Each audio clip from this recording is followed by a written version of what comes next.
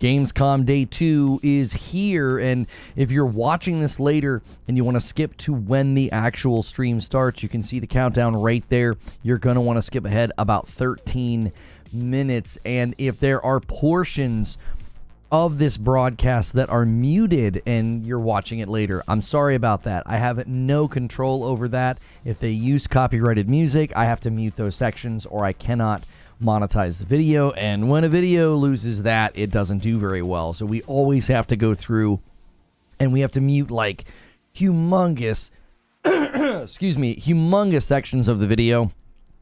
And starting a little bit earlier today than I typically do, usually around 9 a.m. Eastern every day, we start the day with morning coffee. So a little bit of a different start so we can watch these Gamescom streams together. We watched Xbox Gamescom yesterday, day 2, and watched the Phil Spencer interview about Indiana Jones and the Great Circle PS5. Like, what are they doing? We've had a little bit of a discussion about that. I discussed it a little bit in members. I'm obviously taking a very different position than some people. Some people are angry. Some people think that Phil Spencer lied. And I told people at the time that was going to happen. I was like, everybody's going to accuse him of lying when this finally happens, because the podcast where he phrased it the way that he did, I was like, yeah, people are going to fall for this. And so we discussed that a little bit yesterday in members. And there's been more information coming out about Black Myth Wukong and how they're achieving 60 FPS, essentially confirming and validating everything I said the first night that it came out, that its performance mode is terrible, and that it does not have good, consistent performance, and they're using frame gen to basically double the frames of a 30 FPS game, which is why it doesn't feel good. It's why there feels like there's input latency and dropped inputs consistently in the game. So made sure to tweet that out. Tweeted out some brand new footage of Phantom Blade Zero. That tweet's getting a lot of traction. People seem to really be excited about that game, but that game is strangely 2 years away still, even though that video, I mean, it looks like that game is like ready to go, but apparently there have been some interviews, and some of these developers like the developers behind Black Myth Wukong and others, apparently, what they're doing is they build out like really small slices of the game, and they just build that to make it as good as it can, and then they have that to show to people. So I thought that was interesting. I thought, that I wonder if that's like a helpful way for them, to be making games, is to essentially say, hey, let's build something, a little bit smaller and more contained, so we can really polish everything before building out the whole game.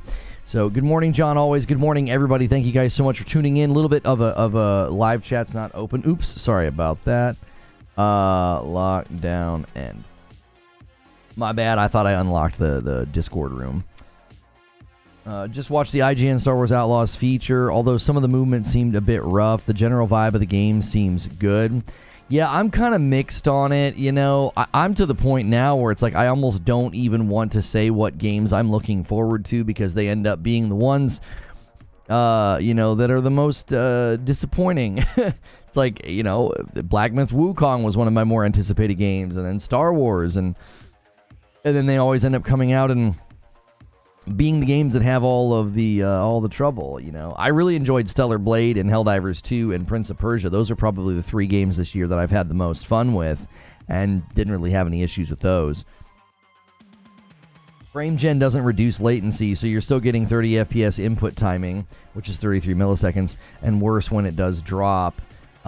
You can be attempting to dodge or do something based on what you see and whiff. Yeah, it just feels terrible, Omar. It really, truly does. The further I got and the more challenging the combat got, the more often I said, like, I felt like I dodged on time, or I felt like I timed that right, or it would just completely drop inputs entirely. So you can't get in a flow state. You can't get in a flow state with a game where what you're seeing is not accurate and that things are acting funny. It's like I was having a really good time for the first 2 hours, but once you get into fights where there's a lot more importance on timing and nailing things, it felt really, really bad. So surprisingly, the big blue-faced guy at the beginning was giving everybody a bunch of trouble, and I beat him like my second try. I was vibing with the combat, you know? It's like, sometimes a game like that just kind of speaks to me, and I'm like, I get it. People are like, oh, you're doing really well. I had a hard time with that. And I was like, some games that just happens. Like, they just sort of make sense to my brain, and I was vibing with Wukong. I was like, this game's kind of sick. And then I got a little bit further, and performance issues started to literally affect my ability to fight. And I was like, yeah, I'm done. Your boats are coming your way. Oh, there was a game last night, Kirk, during a future game show with boats in it. And everyone was like, hey, Kirk will love this. You were getting shouted out by chat. Yeah, you're on a PC, Vithar? Yeah, on PS5, I can't defend the game at all on PS5. The guys that were out here saying that, you know, it's running perfectly, it's running flawlessly. You know, I'm not going to go on some accuse everybody of lying tour, but I don't think they were representing the game accurately. Now, whether or not they were basing that off of like the first hour where maybe they weren't really detecting it, I don't know how they weren't detecting all the blurring and the fuzziness and the grossness. Like, it just looks terrible. I don't know how they didn't see that. Again, I think sometimes people's tolerance for that stuff is just at a different threshold. So I was willing to kind of overlook that and be like, okay, maybe people just don't see it the way that I see it. You know, maybe their tolerance levels are just different than mine. So I was willing to kind of just, you know, be like, all right, okay, maybe I'm being too picky. But then when I actually played the game at length, I was like, no, this is bad, you know. He said that the input delay is terrible. He mentioned the game gets weird when you press R2 and L2 combos. Yeah, I was doing that multiple times, Mr. Polar Bear, because you're supposed to just hit L2, R2 together to do your one ability, and, like, it just wouldn't do it. I'm like, what am I doing? I was like, is the meter not full? The meter looks full to me. Like, is it a hard game? Never played any Dark Souls I would like to play. I would say if you've never played a Dark Souls game, it's probably a good game to start with because it is challenging, but it's not at the level of like a Dark Souls 3, Sekiro, or an Elden Ring. It's more approachable, but it is going to put you back on your heels, and you are going to have to fight bosses multiple times. You're going to fail. It's one of those games that they don't expect you to beat some of the bosses on your first try. Don't watch me or don't watch these guys that are 1,000 times better than me. Like, I beat a couple of the bosses my first try, and people in chat were like, well, that guy really gave me trouble. You don't watch streamers and to get an idea. We tend to be able to move through games like that a little bit quicker. When I was playing through Sekiro, I had people saying that. They're like, oh, that boss took me forever. We joke about how, like, oh, you know, Lono's bad at games. It's not that I'm bad at games. I just don't have the patience. I'm more prone to just throwing the towel in because I'm just like, yeah, I'm not having a good time, you know, and that's what I want out of games, you know. I want to have a good time.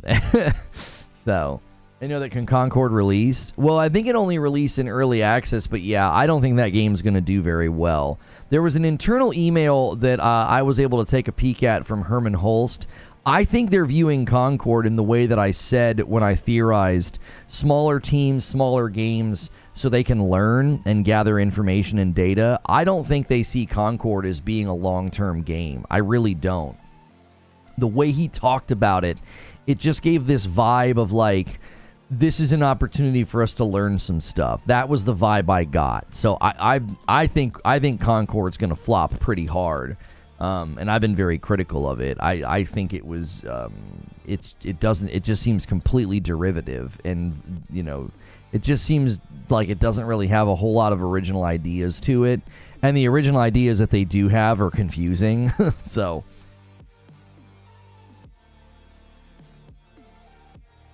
yeah, Madam's the real gamer in the family. Tap tap. You just got tap tap.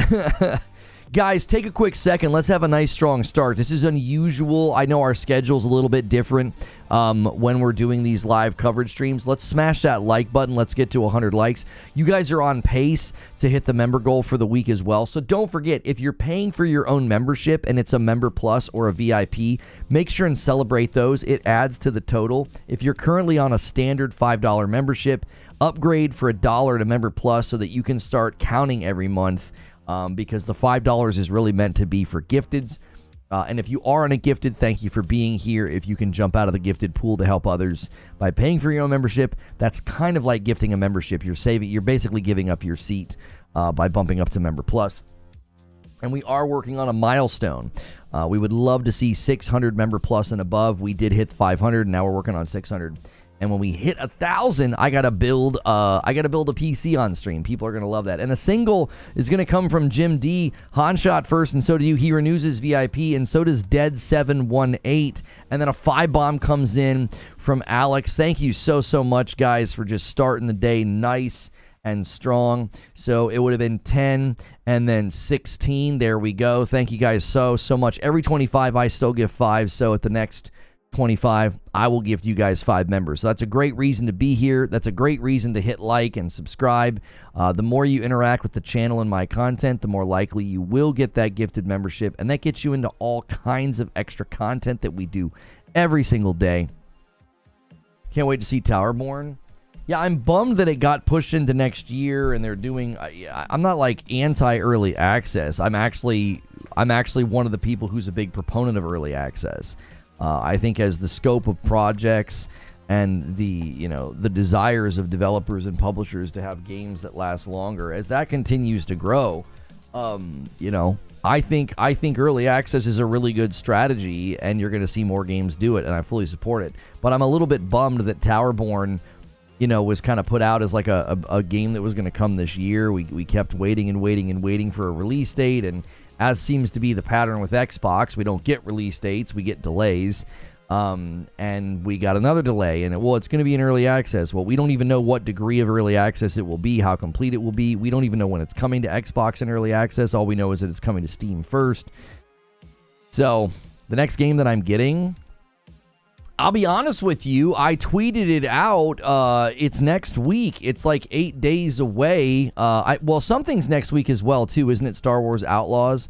But I tweeted out a video that's coming out 7 days from yesterday. It is called a Kimbot. It looks awesome. It looks like Ratchet meets Returnal, and I'm very, very, very excited for that one. A Kimbot looks sick. I do think isn't Star Wars Outlaws next week? I'm a little concerned about Star Wars Outlaws. I think I'm going to be disappointed by it. So I'm just trying to keep an open mind, but sucks you can't enjoy 30. Black Myth plays decent in quality, still issues, but definitely not as bad as the game really is good. Yeah, I can't play a game like that at 30 FPS. I'll be honest with you. I mean, I don't know how anybody plays a game like that at 30 FPS and has success. Like, my nephew beat Lies of P on an Xbox One X, and I'm like, I don't know how he did it. I don't know how he did it. No, wait, was Lies of P on Xbox One X? I think it was, wasn't it? Did Lies of P land on old gen? I think that was the game he beat.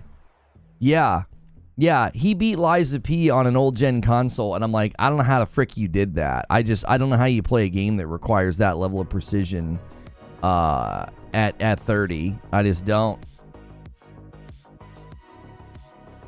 Oh, that's right. Outlaws is Tuesday for early access. So, yeah, the next game I'm going to buy and play for you guys will be Star Wars Outlaws. That'll be next week. Yeah, Kirk, if you can get us footage for our show Monday, go for it, man. Welcome to Gamescom, live from the Xbox booth.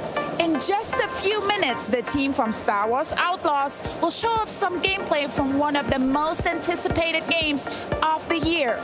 Then we'll tell you how to get into the newest chapter of World of Warcraft, even if you've never played before. I'm so excited for that, but later, it's time to talk updates, as the squad from Elder Scrolls Online stops by to unpack what fans can expect from this latest chapter and show off some game-changing features. Plus, we've got more from Microsoft Flight Simulator, Fallout 76, and Towerborne, not to mention a new sim that literally lets you date everything.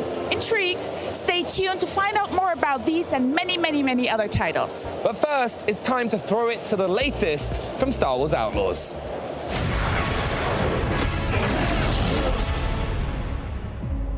Kay Vess, the underworld's favorite new scoundrel.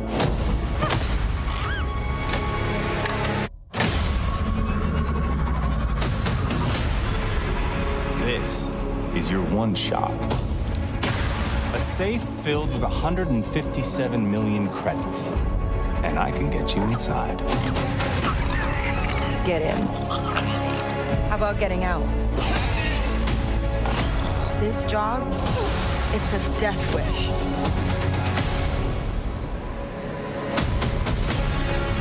Your lives are over.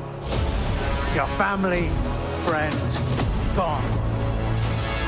There's nowhere in the galaxy you can hide.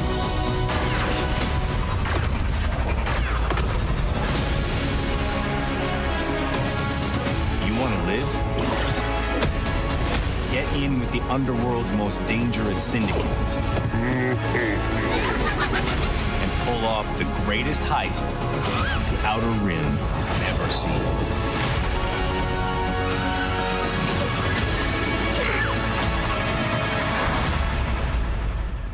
I'm in.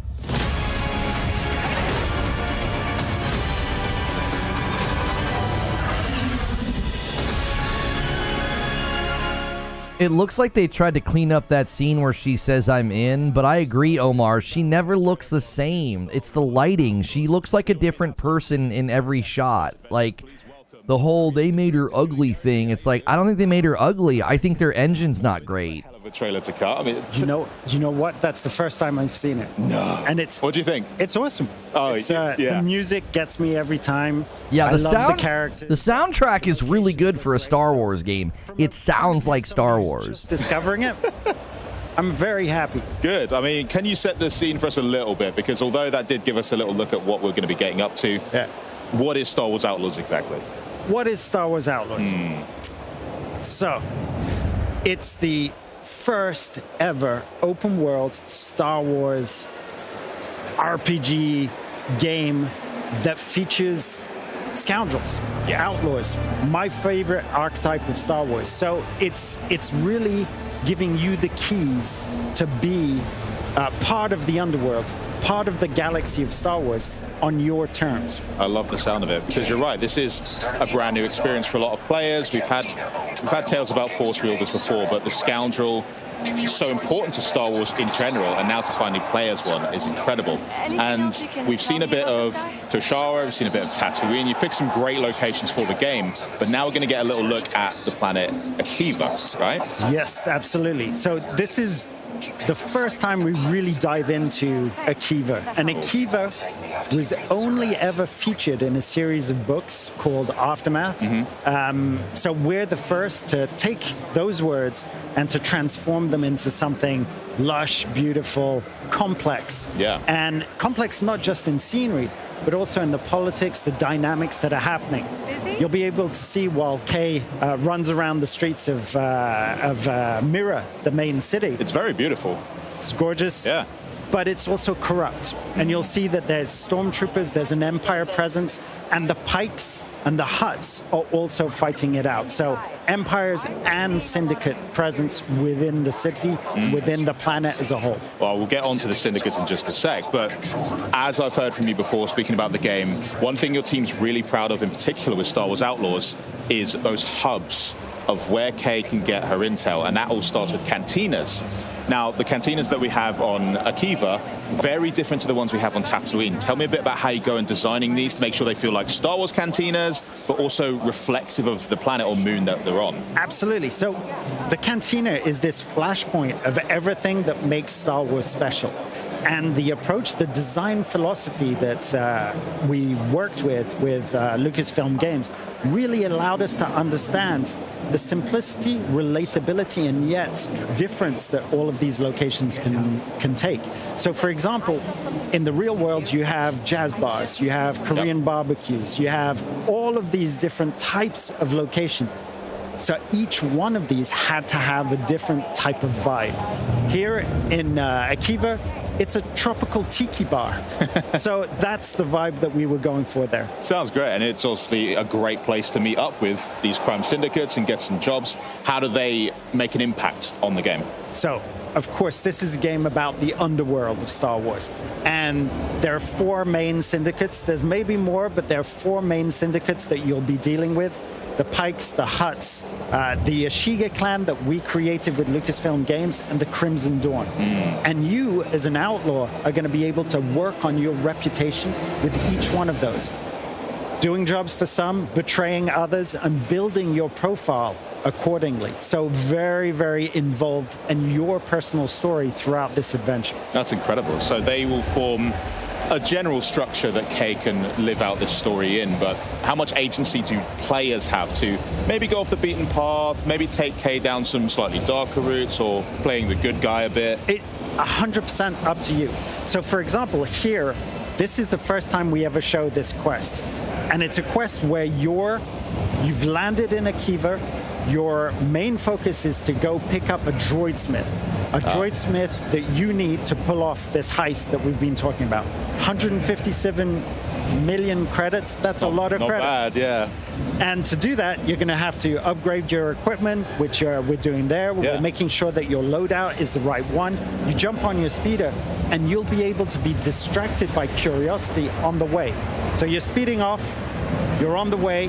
It's quite a journey, and on that journey, you're going to be able to do jumps, tricks. Nice. The bike is based on a motocross, so it feels visceral as well. Right. And you'll be able to come across different things. Like here, we have an Imperial shuttle. I wonder what they're playing on here, because performance and lighting actually looks pretty good consistently. Like, you guys are watching a stream of a stream, so it might get muddy. That's just YouTube. Guess what? That droidsmith, he's going to be located in an Imperial compound. Oh, just our luck. Just our luck. Well, how well equipped can the player be to tackle? That's not a compound, that's a fortress. I mean, what does Kay bring to the table to be able to deal with these kind of scenarios? Well, she's got to have the equipment to be able to do that. And that starts off with things like your binoculars to be able to scope the different opportunities. There's not just one way in, there are several ways in. The surest way to meet a very certain end is to go in guns blazing, because this is the Empire we're talking about. So it's a massive force in front of you. This is on a PC. Yeah, I mean, look at the lighting and shadows here. Like, I know, if it gets blurry, that's just YouTube. YouTube struggles with all the detail when you're moving, but like, it looks good. Okay. She's going to be sending me across and attacking, clawing the hell out of that stormtrooper. I feel bad for the guy. You shouldn't. He's there. He's built for this. All right, I'm going to do the thing. I am going to do the thing. I think they should have given her a melee weapon. I think that looks ridiculous. I think her punching stormtroopers in the head and it being effective is dumb. Like, and not because she's a woman, but because it's dumb. Even if a man did that, it would be dumb. They should have given her like a little sort of, I don't know. There's got to be melee weapons in Star Wars lore that she could be carrying as a scoundrel, that she could be, like, smacking them with. Even something that, like, shocked them, right? A little shock to their neck to knock them out. It looks stupid. She's punching armor in it with her bare fist. That would hurt. And there, you can do it the way you want. But ATSTs guarding the door, you've got a blaster in next. Do you really want to put yourself in that sort of situation? I could take my chances, honestly. Earlier on, though, we did see with Kay's using her blaster now, but before that, she was working on it a bit on her workbench. Yes. Inside. Yeah, she could have just taken the butt of her gun. She could just do that. She could go boom with the butt of her gun. That would be more believable than punching someone in the helmet with your bare fist. They have one main tool that you can upgrade. You can have a charge blast, which is like a rocket launcher. What? And, plasma, which is the regular blaster, right, with speed mode to it, so it feels like an automatic weapon. And you have one function, which is... I don't think I remember any of the old movies anybody punching a stormtrooper with their bare fist, Kirk. Thanks for the gifted Joker. For Scoundrel Archetype's one of your favorites, but the movements of Kay, the mannerisms, the swagger really communicates that so well. It's something that we worked on Division 2. Right. Those are trained military agents, civilian agents. Yeah, see, that makes more training. sense. Here we wanted to resort. What she just did right there makes more sense. She shocked them and then she hit them with her gun. That sort of swagger that you see there, that's Humbley, who brought that to the character, and she'll be able to tell you all about it. Okay, great. I'll make sure to. One thing that I want to point out as well, we did just talk about the... Chewie did it? Well, yeah, he's a Wookiee. He's unusually strong. That makes sense. if he punched you in the head, whether or not you're wearing a helmet, it would knock you out. That's a Wookiee. You listen to them, it makes the hair in our If you close your eyes and think TIE Fighter. Yeah, TIE Fighter, I'm thinking like the seismic charge. Yep. Oh man, yeah.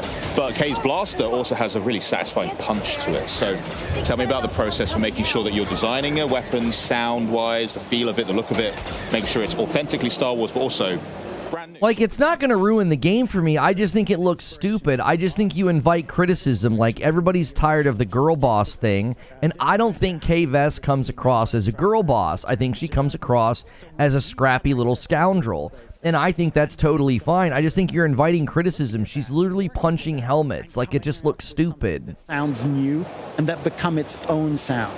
And that extends from the sound design to, you know, the music of the piece, which I think is remarkable. We heard it gorgeous. in the trailer. It's fantastic. Anytime I hear the horns, honestly, I'm goosebumps. It's crazy. So we finally find our droid smith here then, I guess. Yeah. And she continues to look like a different person every time she turns her head. The lighting in this engine's wonky as frick. Has a past with you. Okay. And he's ended up working with the Empire, so you know he's made some really bad Oh decisions. dear, as well. yeah. It's not great. I mean, he's already got a protocol droid firing a gun at us. I never thought I'd see that. But I got a problem with a gatekeeper droid. now that's caught his interest. That's caught his interest. Interesting. There's a real challenge. There's a real opportunity.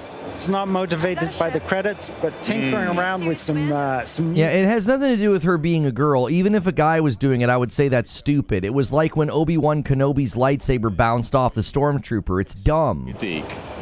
We have to get out as well, right? That's where the blaster comes into its full use. Nice. So this is going to be part of one of those main quests.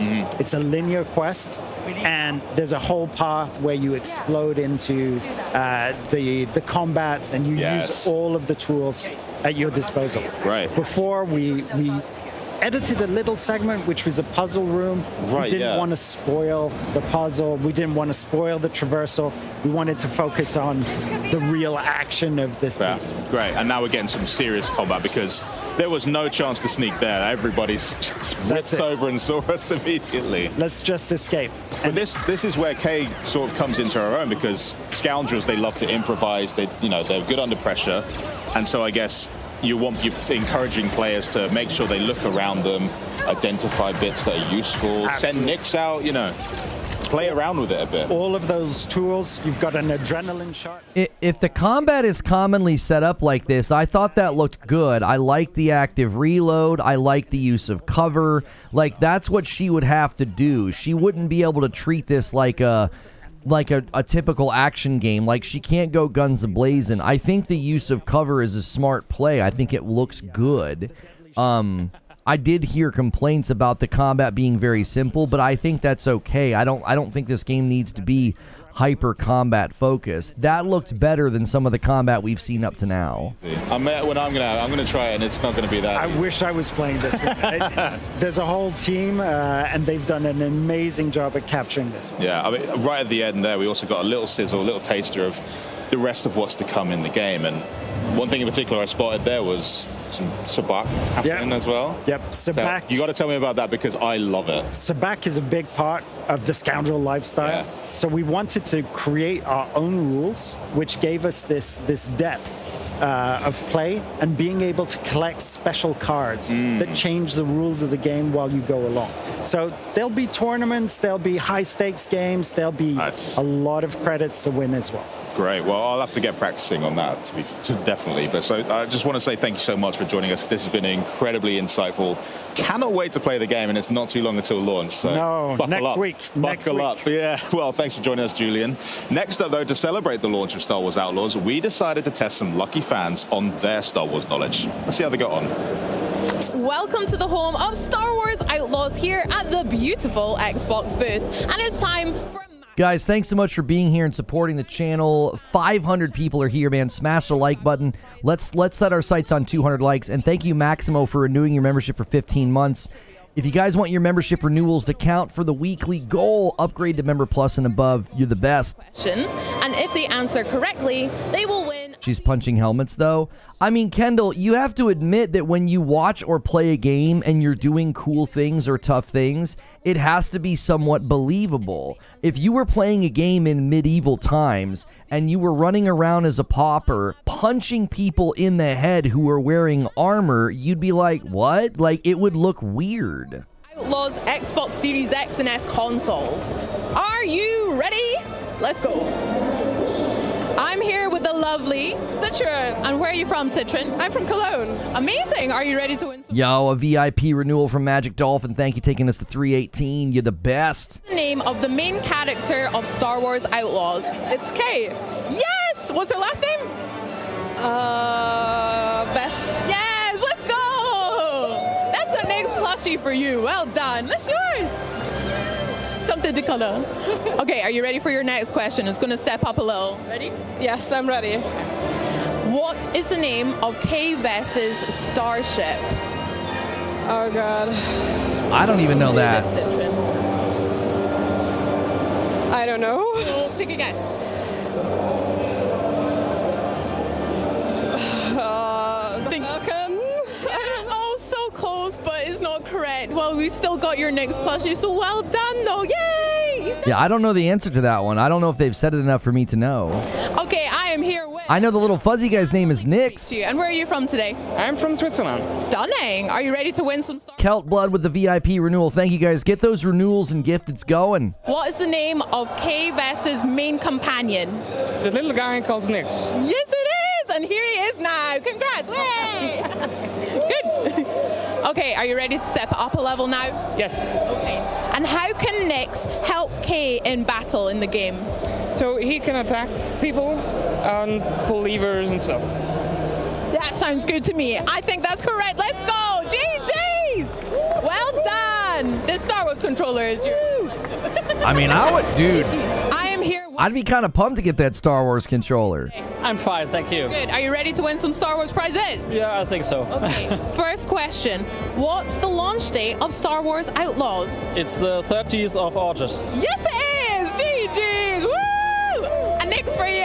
Let's go. Not long at all as well. Are you ready for your next one? Oh, yes. Okay.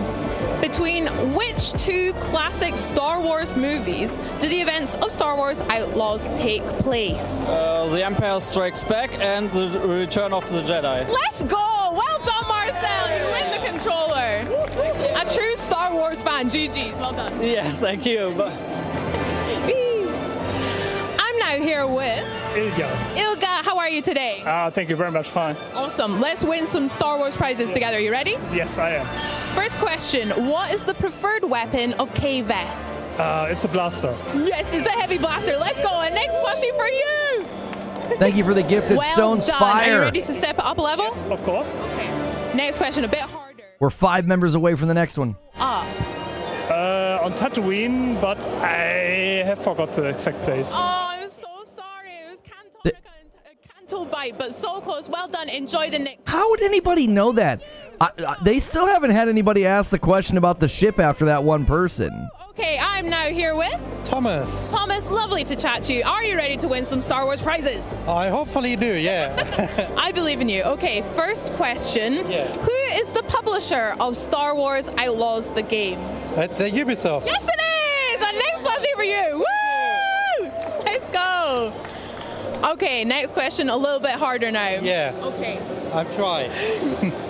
What type of droid is ND5? Kay's pal ND5. What kind of droid? It must be a PX Commander. Yes, it is! PX Commando droid! Yes! Thank you. I mean, this guy's a super nerd. I didn't know that. Well, that's it for us here at Trivia at Gamescom. But if you think you can do a little bit better, you too can enter for a chance to win a custom... Yo, a 5-bomb from Alex and a 5-bomb from Cardoc Ren. We got a 5-bomb train going. Keep it going, boys. Thank you. All you need to do is head over to twitch.tv/Xbox and follow the prompts in chat to enter this question. What species is Nix? Good luck. Remember to answer in chat. He's a squid head. They're known for Hey, they did pretty good, but joining me now is Kay Vess. herself, Humbley González. Oh, they got her. Here, exciting. They did pretty good on the quiz. Oh, look at her hair. Her hair's dope. Right, obviously. Obviously. Yo, thank you, Joker Quinn. He's got his drink. He's happy. It's so good. Yeah, it's perfect. Great. Now, I'm the sort of person that loves to know a Star Wars fan in particular. So before we get into talking how you're actually in the game, break down for me. What was your first what was your Star Wars awakening? How did that come about? Well, I grew up in Venezuela, so it was all in Spanish, and it was Guerra de las Galaxias. So, that's something I love about Star Wars, is that it doesn't matter the color of your skin, what language you speak, where in the world you are, you all have a Star Wars story, and mine just happened to be the other side of, South America. So it's exciting, when I got to share about it with my family and friends. I got to relate to it in my language, in my culture. What was their reaction when they first found out that, by the way, I'm actually going to be in it now? Unreal. I mean, there was a lot of questions. I think my family also, especially my parents, they started watching all of the movies, especially when I shared that it was in the original trilogy. Guys, if they made the model look exactly like her, it would look really weird. Do you honestly think somebody that pretty in the Star Wars universe would be a scoundrel getting in punching fights? Anytime I see anything Star Wars, I just have this Star Wars. That's part of it. I'm like, yeah, that's us. In terms of Kay and playing the role of a scoundrel, where did you have to go for that? What did you have to reach into to sort of conjure up this character? I mean, obviously, we've seen scoundrels in this timeline, like the likes of Han Solo and Lando Calrissian, but they're so confident. They have the expertise. They know what they're doing because they're out there in the galaxy. Unlike Kay, she's a rookie. She's not. Pretty girls can fight.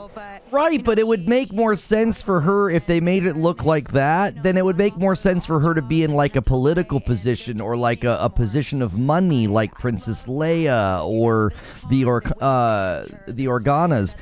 If she's gonna be a scoundrel and she's getting punched, she's getting in fights, she'd be rough and tumble. She wouldn't look like that. Kay Vess has flaws. She's imperfect. She has a vulnerability that I feel I brought to the role even from the first tape that I sent in back in 2022, So that's something, it's a collaboration from the whole team. Well, the whole team's really important to it because when you're playing through it and you even hear the banter between Kay and ND5 and you're like, God, I really am a Kay Vess. This is so relatable. Yeah, it's awesome. Yeah. What's it like working with a wider team then on building a new cast of characters to put into a franchise like Star Wars? Did you have to work together too much? Tell that to Black Widow, the character that's literally named after the spider that tricks you and seduces you. Come on. The character of Black Widow is literally supposed to be attractive. Y'all are self-reporting. Every character doesn't have to look as super attractive as possible. Context matters. I don't think you would have a scoundrel looking like a supermodel. She's so pretty. I don't have the luxury of relying on sets and costumes and hair and makeup. I mean, we're in the mocap studio in these cat suits, wetsuits with these markers. We're in a volume surrounded by hundreds of infrared cameras that are capturing our every movement. It's a lot more intentional. You have to have this awareness of your body and your instrument. And you rely so much on the director, the writer, the storyboards. Sometimes they say, okay, we're about to do this kind of scene. So they pull up, inspiration from the TV shows, from movies that have previously been done to capture just the air of what we're trying to make because we have to create it in our mind's eye. They're not trying to make scoundrel a thing. Han Solo gets called a scoundrel. Characters to life compared to film or television, which you have done before. And you have worked in games before, but this is clearly the most involved project that you've ever been on, right? From top to bottom, I mean, I'm there. You guys are misunderstanding my point. I'm not saying that pretty girls can't be tough. You're referencing other characters where they're both pretty and tough. A scoundrel, somebody from the underbelly of society, somebody who's gun running, drug running, stealing. Typically, they're not a good-looking character or person. They're kind of beat up. They're kind of rough around the edges, maybe missing some teeth. Now, Han Solo was very handsome. Who cares?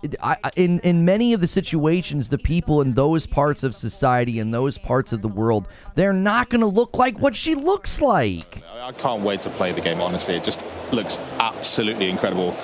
Surely they... Yeah, Lara Croft is pretty, and guess what? Do you know the background story of Lara Croft? Do you know the lore about Lara Croft? Is she a scoundrel? Is she from the dregs of society? No, she comes from money. She comes from a wealthy family. Ergo, you're actually proving my point by referencing Lara Croft. She literally comes from money. Like, when you have really attractive people, they commonly are represented in the higher parts of society. And when somebody comes from the lower parts of society, they've been beat up by the world and they've had to do whatever it takes to survive. They normally don't look like a dadgum supermodel with perfect makeup. Like, come on. You sound ridiculous. Museum. The first, the die has been cast, and that is only the beginning. Check out the new expansion coming to Lost in Random.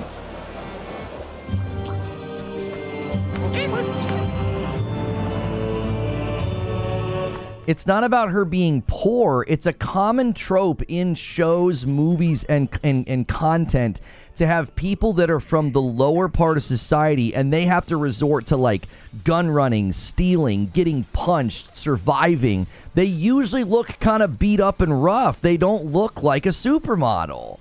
It's a common storytelling trope where you're basically using appearance to tell part of the story. Right? Imagine a show where some homeless person who's done everything they can to survive and they're scraping by and they look like a supermodel. It would look weird. You'd be like, what? Like, thematically, it would seem like very juxtaposed. Yeah, like when they got the girl from what's her name from Game of Thrones to be in Solo, like, that makes sense, right? She's in a high position in society. She's wearing makeup. She's got nice clothes. The first Lost in Random was a dope game. Developers of the upcoming cross-platform online multiplayer game Mecha Break, launching in 2025. Chat used Kyrie as an example. Literally, Han's girlfriend is Emilia Clarke. She can be natural, pretty, and poor.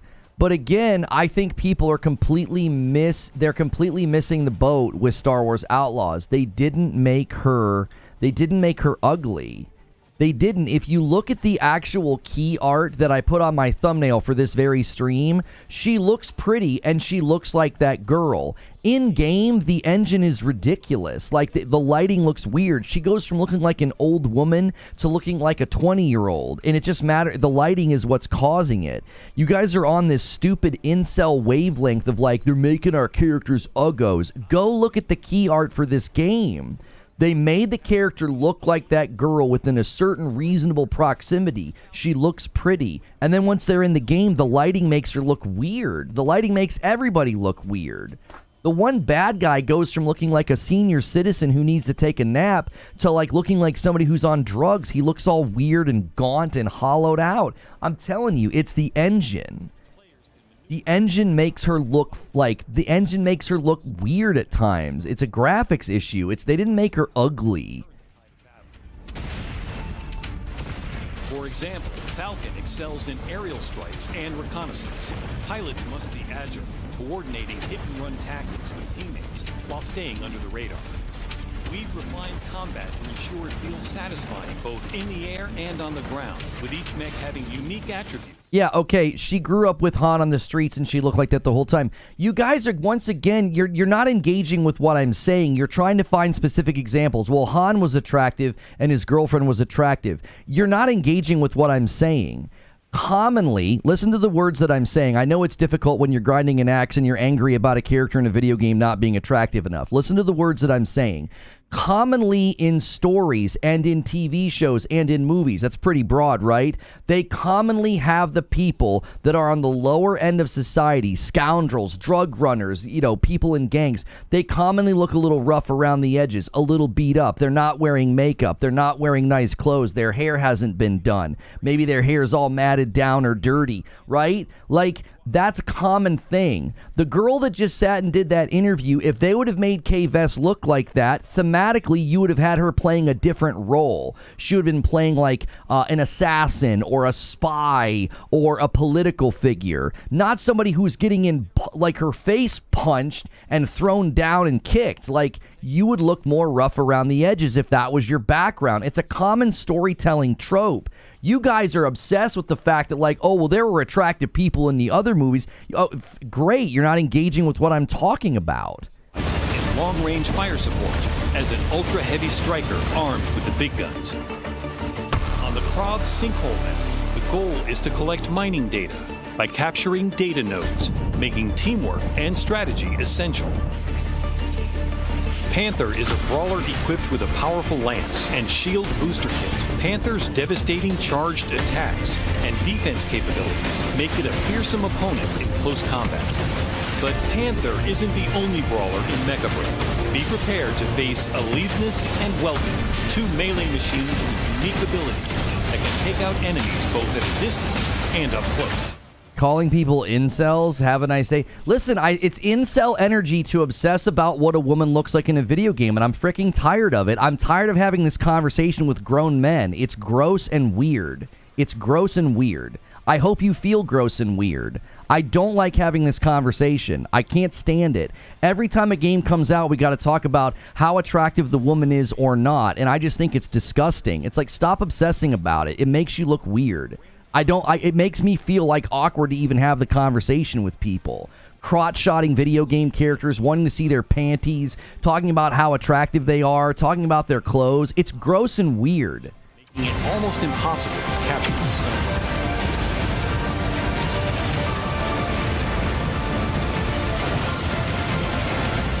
We invite you to join us on this exciting journey with Mecha Break. Stay tuned for its commercial release in 2025. Welcome, esteemed guests, to 2 Point Museum's Coastal Deep Dive. The Marine Life Museum in 2 Point County is, just as you'd expect, situated along the coast and boasts a treasure trove of wetlandian exhibits. Or at least it will do once you've hired some experts and sent them on perilous expeditions to unearth rare, but sometimes soggy sunken treasures. I'm not saying anybody's obsessed, Sadiq. What I'm saying is I'm sick of having the conversation. It's so annoying. It's like every time there's a female in a game now, that's the conversation we have to have. Well, why didn't they make her look exactly like the girl sitting with perfect hair and makeup that was just done by a production crew? Like, I'm just tired of having the conversation. It's not worth having. We've had this conversation for months now. Like, every single time a woman's in a video game, we have to talk about that. Is anybody complaining about any of the male characters in any of the games ever and how attractive they are? Like, we never talk about that. We're never like, well, does that guy look exactly like that guy? Does that guy look exactly like that guy? We don't have those conversations. That's a straw man. No, it's not a straw man. We've been having this conversation every single time a video game has a woman in it. We have to talk about, well, does it look like the woman? And everybody goes and Google searches the actress, and everybody talks about, is it a one-to-one? It's just tiring. It's like, as soon as they had her, I knew that's where the conversation was going to go. Executive producer Joe Kula, welcome to Gamescom, to Cologne. It's great to be here. Great to be here. How is Germany treating you? Oh, absolutely love it. Absolutely love it. It's the weather such a great. Is good? The atmosphere is incredible. Yeah, it is. A little bit too warm, but that's okay. That's okay. And the wall. No one said she had to have perfect hair and makeup. Sadiq, you're not representing what I said accurately. She was sitting there at the table with perfect hair and makeup, and people immediately started in on, why didn't they make K-Vest look like that? That woman doesn't even look like that in her day-to-day life. She gets dolled up to do a shoot or a headshot or to sit at a desk, and to be like, oh, why doesn't it look like that? Because people typically don't look like that in their day-to-day life anyway. That's what I was talking about. I'm not saying you're doing that, Lone Wolf. You posted a picture of the character from the Solo movie. You posted a picture in the Discord of her with a diamond ring and really nice clothes and really nice hair and really nice makeup, right? And I guarantee you, if they represented her beat up and dirty and homeless and trying to sell drugs or trying to run guns, she wouldn't look like that. They wouldn't make her look like that. That's the point I was making. Thematically, you would not have Emilia Clarke looking like the picture that you put in, because at that point in time, Emilia Clarke is a person of power. She has money. She has influence. She has nice things. That's the only point I was making. I wasn't trying to say that, like, every single time a character is coming from that side of life, they look ugly. I was engaging with what people said. Somebody said, why don't they make the character look like the girl sitting at the desk? And I engaged with that. I said, because she wouldn't look like that. You wouldn't have perfect hair, perfect makeup, perfect lighting on you because you're sitting at a desk for a camera. She would look rough around the edges. I didn't even say she would be ugly. I never once said the word ugly. You guys inserted that into the conversation. I said, she'd be rough around the edges. She wouldn't look like she's ready to be a supermodel or ready for the runway. Like I said, people self-report. You start talking like she's ugly and why they couldn't make her pretty, and I didn't even get into that. I said she wouldn't look like the person sitting at the desk. She wouldn't look like the headshots that people go and Google search and like, oh, here's the model that they used for KVS. Why doesn't she look like this? And it's like, because she's doing a headshot. She wouldn't look like that for her role in the game. You said she was a part of high society, which she wasn't. She was a part of high society in the image that you posted. She's a part of high society in a significant portion of the movie. How much time do they spend showing her when she's like young and having to run the streets? How much do they show that in the movie? Most of the movie, she's dressed like that and strutting around like someone from high society. And again, she is in a position in that picture. She's in a position of power, and you can see it in the way that she's dressed. They use things to signal that. Makeup, well done hair, nice clothes, a ring on her finger. That's the point that I was making. That's the point that I was making. You absolutely would not have somebody running guns and drugs dressed like that or looking like that. Syndicates are not high society. Look at the way she's dressed. That's what she's signaling, Lone Wolf. She's signaling that she's not a poor person. That's the point I'm making. Like, I was engaging with the notion that the character should look like the woman at the desk with the makeup and the hair, and you put a picture in the Discord of a woman with really nice clothes, really nice makeup and hair. She was working as the second hand to a high-end syndicate leader. Bro, are you kidding? Right. She wasn't meant to look like this rough from the streets person. She's dressed like somebody with money, with power. That was the entire point that I was making. Thematically, you can tell a story with what a person looks like. The person she was working for kept up appearances. Yeah, in those syndicate scenes, there are senators and people of influence, literally high society. That's precisely the point that I'm making. The entire point I was making is when that actress is sitting there at the desk for this interview and she's got her hair perfect, her makeup perfect, and people are like, well, why wouldn't she look like that in the game? It's like, because it wouldn't make sense.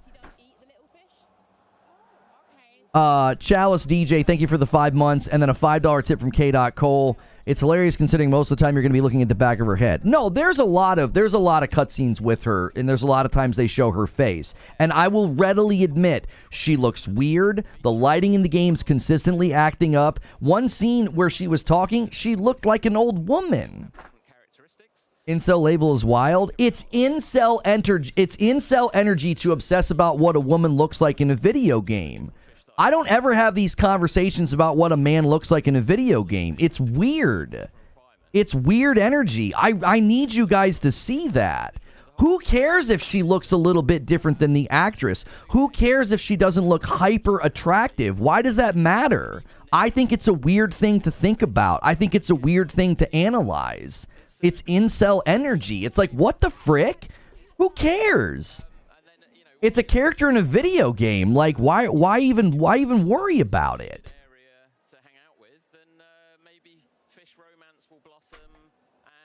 It's an easy concept to understand from the first moment you said it, and I absolutely agree. Yeah, I wasn't saying that she's allowed to be ugly or that poor people are ugly. I said she would be rough around the edges.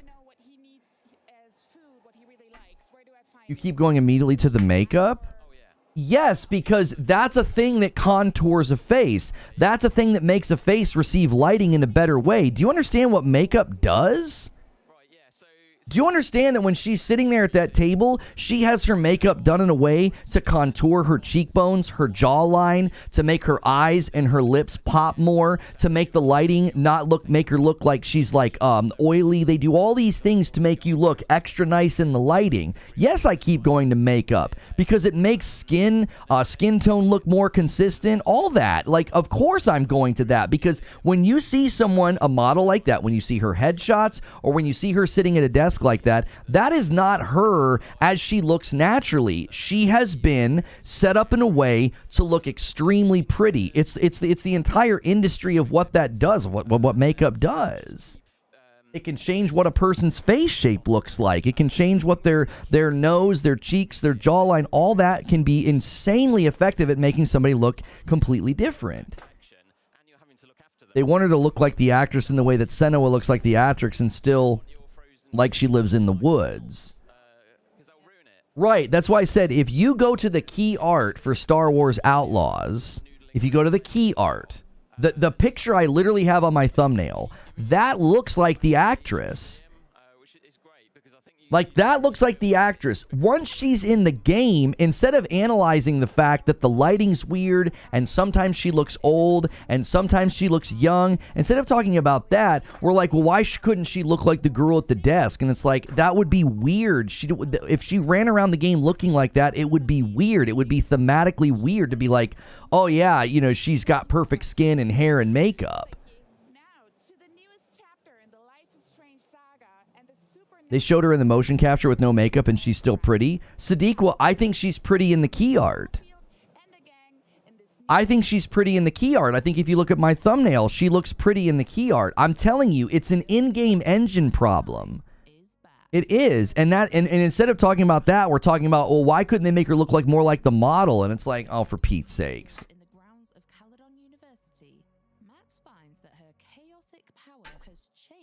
Let's be real, Lono drooled over Clive in Final Fantasy 16. Right, there's nothing wrong with having attractive characters in the game and even pointing out when somebody's really attractive. Just like Black Cat is meant to be hyper attractive in Spider-Man 2, but Mary Jane is not. And that whole conversation about how, like, oh, they made Mary Jane ugly. It's like Black Cat's in the game and she looks as hot as ever. What are you talking about? All these Western studios making people ugly. And it's like, what do you mean? Black Cat's in the game.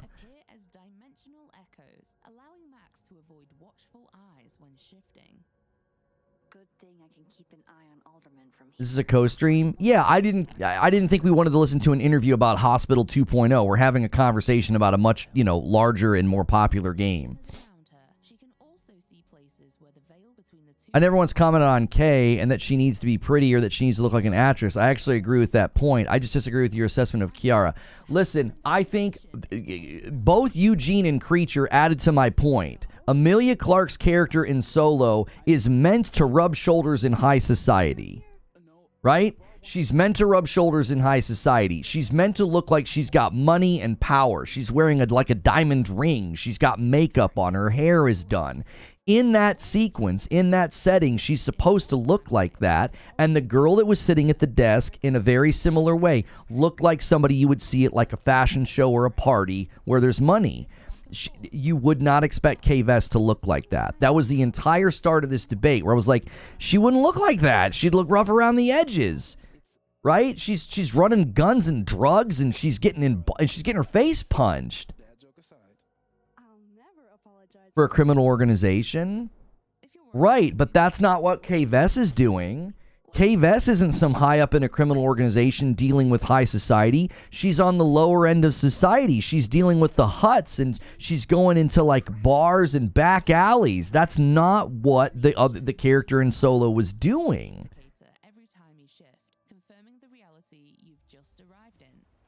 I just have a disdain for the conversation. I'm sick of it. It's like you can have a game where the character is not a supermodel. You can. It's totally fine. It doesn't need to look like the exact person that was in the mocap room.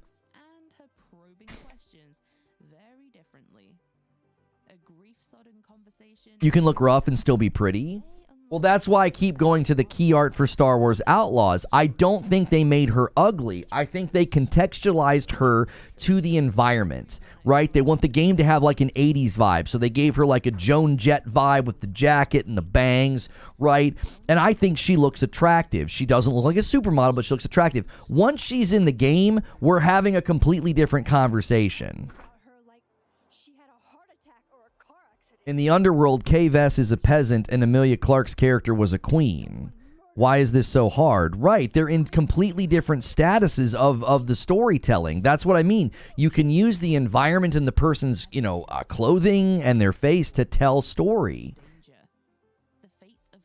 No one said she has to be a supermodel. I'm tired of that argument. Sadiqwa, what did I originally engage with? They said, why can't the character look like her? And every time that's been stated, it's a picture from her headshots when she's modeling, or like what she looked like at that desk. She looked like a model. She looked beautiful. That I'm engaging with what people said. They didn't say why they make her ugly or why does her face look weird. They said, why can't she look like that? And it's like, that would be freaking weird if Kay Vess looked like that. The woman that was sitting at that desk for the interview looked like a model. She looked like she was ready to do a fashion show.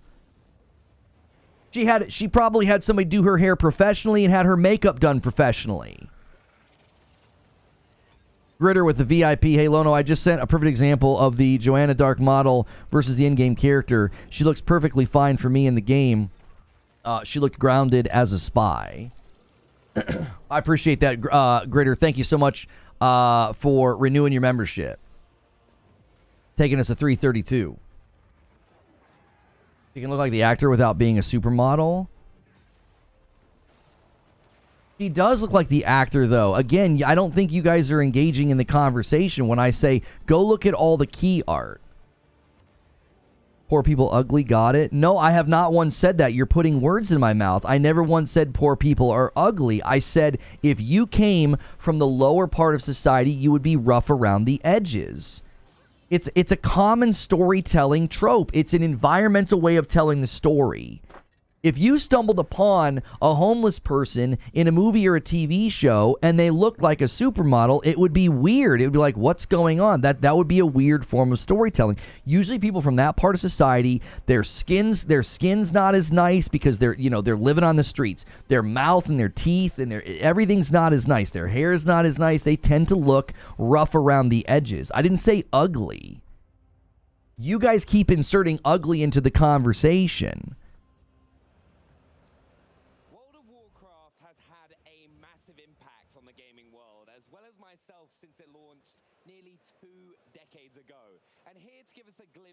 It seems like you're saying if you're in the slums of a story, you can't be attractive or pretty. No, you're once again ignoring what I said and creating a phantom. I said typically, this is really hard. I know you guys aren't listening. I know when we get into the heat of a debate like this, no one listens. Everybody just types. Listen to the words that I'm using. It is a common method of storytelling that when someone is from a lower part of society, they are rough around the edges. So when you use pictures of the model and she's got perfect makeup and hair, when the woman sitting at the desk has perfect makeup and hair, and you're like, why couldn't Kay Vess look like that? I'm engaging with that statement and saying it would be weird for Kay Vess to look like that. She wouldn't look like that. She would look rough around the edges. You're not engaging with what I'm saying. You're shadow boxing. I'm not saying poor people are ugly. I'm not saying people from lower parts of society are ugly. It's such an easy to understand concept. I'm engaging with a common thing that has been said about Kay Vess. She should look like the model, and they use pictures where she's got like perfect hair and makeup. And I'm like, that would be thematically stupid for her to look like that. Do you guys remember what people did to Aloy? They're like, oh, she looked better like this. And they had AI make Aloy look like a freaking makeup wearing model. And it was like, that would look stupid.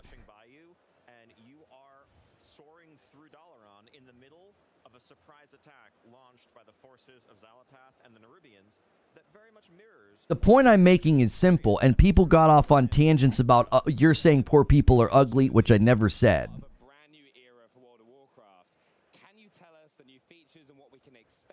That's if the devs want their game to feel authentic. I'm not sure what you mean. I'm biased, but it's going to be a banger. It's the beginning of the World Soul Saga, which is the greatest story we've ever tried to tell. And it's a story so big that we needed to make 3 expansions to tell it fully. Insane. And so the way this kicks off, champions and heroes around the world have been seeing these troubling visions, hearing things that sound like the world herself crying out for aid, crying out in pain. And as they investigate the source of this phenomenon, that journey leads them towards a land that is known as Khazalgar, a mysterious island off the coast of Kalimdor, where they may come under surprise attack and begin to see the face of their foe. And that is. You said Croft is pretty because she's rich. No, I didn't. People were citing Lara Croft, and I said, you want to bring up Lara Croft? She comes from money, so it makes sense for her to have her hair done nice and to be wearing makeup and to be wearing nice clothes. It makes sense for Lara Croft to not be rough around the edges because you're telling a story where thematically Lara Croft is representing her background. Like, I never said she's pretty because she's rich. I didn't say that. You guys are shadow boxing these zones, and they're definitely some of the most ambitious and unique that we've ever created for World of Warcraft. For instance, delving underground, that's a unique challenge. And so while we have zones that meet player expectations with like the ringing deeps where we have ancient forges and lava and these beautiful caverns, we also have an incredible zone called Hallowfall, where we have this crystalline ceiling and the crystal that shifts from light to dark. And then our deepest zone, Ashkahed, this is where you will find Queen Ansrek herself, in partnership with Xalatath, and you get to see the height of the Nerubian Empire. Yeah, no, and also there's of course, one of the big things with World of Warcraft as well, dungeons. Can you tell us about a few of the new dungeons that we're going to have in the War Within? Oh yeah, so one of the fun ones that you get to experience as part of the story is this one that's the rookery that you find on the Isle of Dorne. And so you get to experience part of the culture of Khazalgar and seeing these riders, these storm riders. So that one is super fun. And then in Hallowfall, another favorite would be one where you're actually on an airship. So you get to fly around, there's epic battles, and you see that glowing crystal just in the backdrop. Is that crystal? Oh, sorry, I was going to say, when we were setting out to build these underground environments, one of the challenges was making sure that it didn't feel claustrophobic, didn't feel oppressive. And, the zone of Hallowfall, it is so vast an underground space that the inhabitants need airships to traverse it. And so it's when you're down there, it's you're in this underground world unto itself. No, and it was really one of the really cool things we were talking about it a little bit earlier on was that the crystal changes, doesn't it, to impact the gameplay? Yeah. Which I'm really excited for. What other features do you have coming with the expansion as well? Oh, so one of the things that we've built is Delves, which is a new feature for the expansion. And something that is a priority to us for Delves is that it really caters to a group of our audience that historically has been a little underserved by the end game progression loop that we have for those who maybe raid or do Mythic Plus. So these ones, they are outdoor world players, as we call it. We want them to feel like you're adventuring through the world and you come across just this mysterious location, whether you're diving into a sinkhole or seeing some tracks lead into a dark cave. We want you to be able to encounter these and still increase the difficulty level as you play so that you can progress your item level week to week. So Delves are they're handcrafted experiences. Yeah. There are 13 locations around the zones of the War Within, and they're really meant to be a new alternative to dungeons, raids, and PvP as a new pillar of endgame progression. Whereas before, as Tina mentioned, if you're someone who's mostly a solo player, you have maybe 1 or 2 friends, you don't do the larger group content, you could enjoy the story, you could quest, but at some point your journey would unfortunately feel like it came to a stopping point. And we want to make sure that all playstyles feel welcome and feel like they have progression. And that's something, as we think about the features that we're offering in our new expansion, a lot of it is about playing the game the way you want to play it, having that flexibility to that caters to your playstyle. So couple of other major features are warbands, which for once unifies the progression on most facets among your alts. So instead of having every character needing to earn reputation separately or their own currency, all of the characters on your account are now part of a warband. So the first thing you see when you log into World of Warcraft, the War Within, is going to be not just one character standing there stiffly, but multiple characters huddled around a campfire representing your band of adventurers that you're taking into Azeroth. All that grinding, getting all your characters ranked up and leveled up, to seeing them all together would be amazing. It's honestly quite sentimental to see them all hanging out. I have to make sure I do all the transmogs all correctly and just make sure they all look great. Exactly. And we've already seen people taking screenshots and sharing them of this is your lineup. And then we've reimagined the way flying and traversal work in World of Warcraft. There's a dynamic physics-based system called skyriding. Yeah. That's more than double the speed of what flying used to be back in the day. And so just getting from point A to point B should feel exciting. It should feel like an adventure, and that's what we're trying to offer. I always used to love that. I still remember the first time Burning Crusade where I got my flying mount for the first time, and I had 60% move speed, and I was like, I'll get there eventually. Just give me some time. Yeah, these are more 600%. Oh yeah, that's going to be way faster. Just do some tricks and blitz just across. Yeah, no, it's amazing. One of the other big things with World of Warcraft is there was a perception for older players and players that people have never played before. The War Within, you've kind of aimed to change that. Can you tell us a little bit more? What can players expect when they log in for the first time?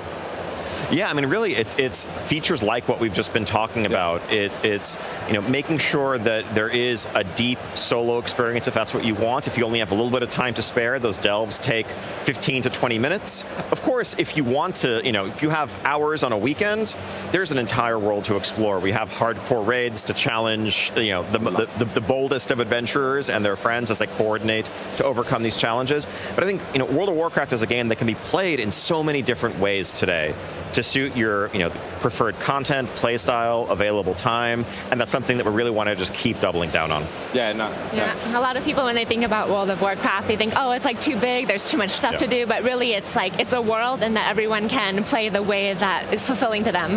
Yeah, and there's also opportunities just to hop straight into the new content as well. It's one of the things I've always loved. Our whole Xbox One team, when Classic came back out, we all hopped back in for one of those reasons. Exactly, and I think as any WoW player knows, a new expansion is the perfect time to come back to WoW. I think the War Within in particular, because of the fact that, it's kicking off this brand new story arc, we've also revamped the new player experience, the level up experience from 10 to 70 that gets you to the War Within, to be our latest expansion, Dragonflight. Yeah. So if you're coming back or you're coming in for the first time, you are playing the latest, newest content WoW has to offer, learning the ropes, and joining the rest of the world in the War Within. No, I'm really excited. And also, World of Warcraft, I can't believe I'm saying this, is coming up to its 20th anniversary. What does that feel like being a part of the WoW team and for all the players?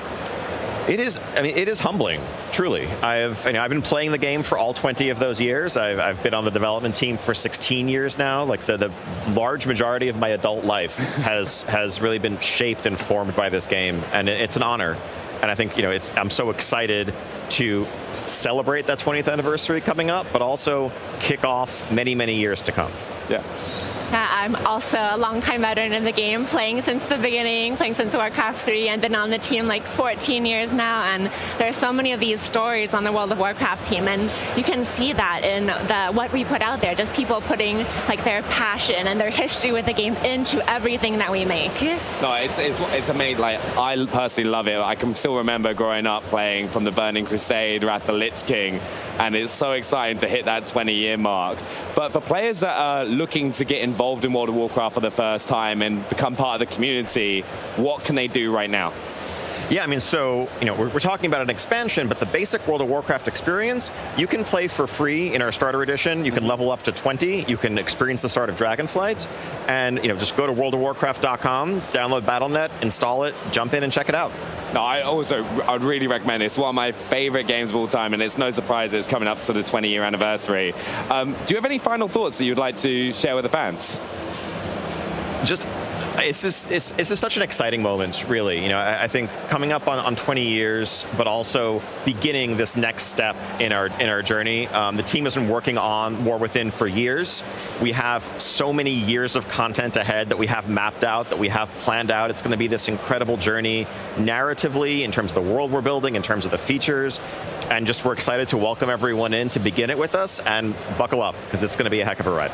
Yeah, no, I honestly, thank you so much. I've got one also final question. Horde or Alliance? Depends on my mood that day. Safe answer. Safe answer. That is a safe. What about you, Tuna? My mood is more often Horde. Put it that way. It's shifted over time. Currently, I'm more playing Alliance. See, that's what I like. Always the Alliance. I've been Alliance since day one, right? And I will stick to that with the War Within. But honestly, thank you so much for joining us. I really appreciate it, you taking us through the War Within. But here, also, just a pro tip to avoid your own War Within. Please check out World of Warcraft, the War Within expansion, when it launches August 26th. Also coming up, we'll give you a tour of the Xbox booth right here at Gamescom. Check out what studios have in store for fans here. And also, we celebrate a decade of Elder Scrolls Online with a look at the latest chapter, Gold Road. We also unveil the real name of Project Birdseye. But first, it's time for a cinematic horror experience. This is the casting of Frank Stone. This place is like super duper creep town, right? Everything's still so fuzzy about what happened, but there's one thing that always just stuck in my mind.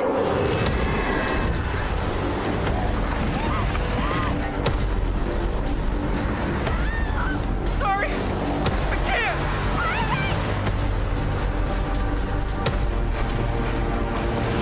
What? I'm coming! This is right where my dad came face to face with Frank Stone. I think you're starting to see what we're up against. Your call, Chris. Drugstore. I don't want to risk missing our chance. Sure. Curiosity shop does look pretty cool. We can check it out after. Fair enough. I don't know what I expected, but it wasn't this. After 40 years of pain, why would you choose to live with more?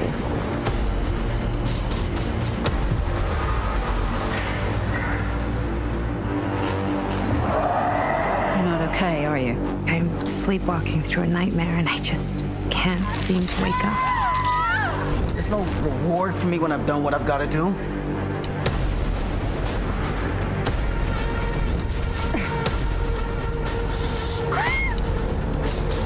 This is insane! I can't live like this anymore. I can't live in this nightmare. Come on, come on, come on. It's a prison. Something far older. What is that? That is Frank Stone.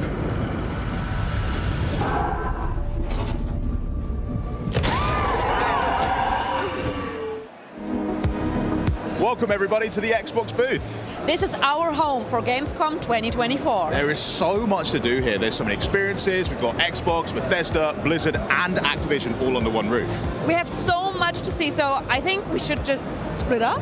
Sounds good. Okay. All right. Over here at the Age of Mythology Retold section, you can get your photo taken with some certified gods and goddesses. But over here's something even cooler, because we've actually got some game stations set up where you can play test the game right here at Gamescom.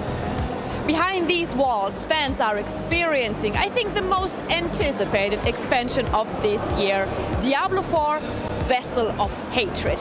I can't wait to dive into the Dark Citadel and slay swarms of enemies, if I manage to do so. I think only time can tell, and speaking of time, it's time to check out Diablo Immortal, because we just can't get enough of it around here. At the Diablo Immortal section, you'll be able to play the game itself on the little setups here, but also set a leaderboard time where you can potentially win an incredible Inarius statue, which looks unbelievable. But hey, what's that over there? the Doomslayer has already graced many an Insta story as he lords over the booth of Doom, the Dark Ages. Fans can also celebrate 10 years of the Elder Scrolls Online by checking out the latest chapter, Gold Road, as well as catching a rare glimpse of an Elder Scrolls replica. There's only one of two in the world. If you're feeling brave enough, you can even grab a photo with Athelia herself. World of Warcraft, the war within, takes on new meaning when you strap yourself into one of these ultra-immersive devices. Let me tell you, it's my third ride in a row and I'm really, really baffled by this experience. So make sure to check this out and check out the expansion. And of course, it just wouldn't be Gamescom without the Xbox Game Pass and PC Game Pass experience, where here our attendees can actually win themselves some prizes by slapping that big green button, which I think I'm going to have a go on while you guys enjoy the rest of the show. Come on.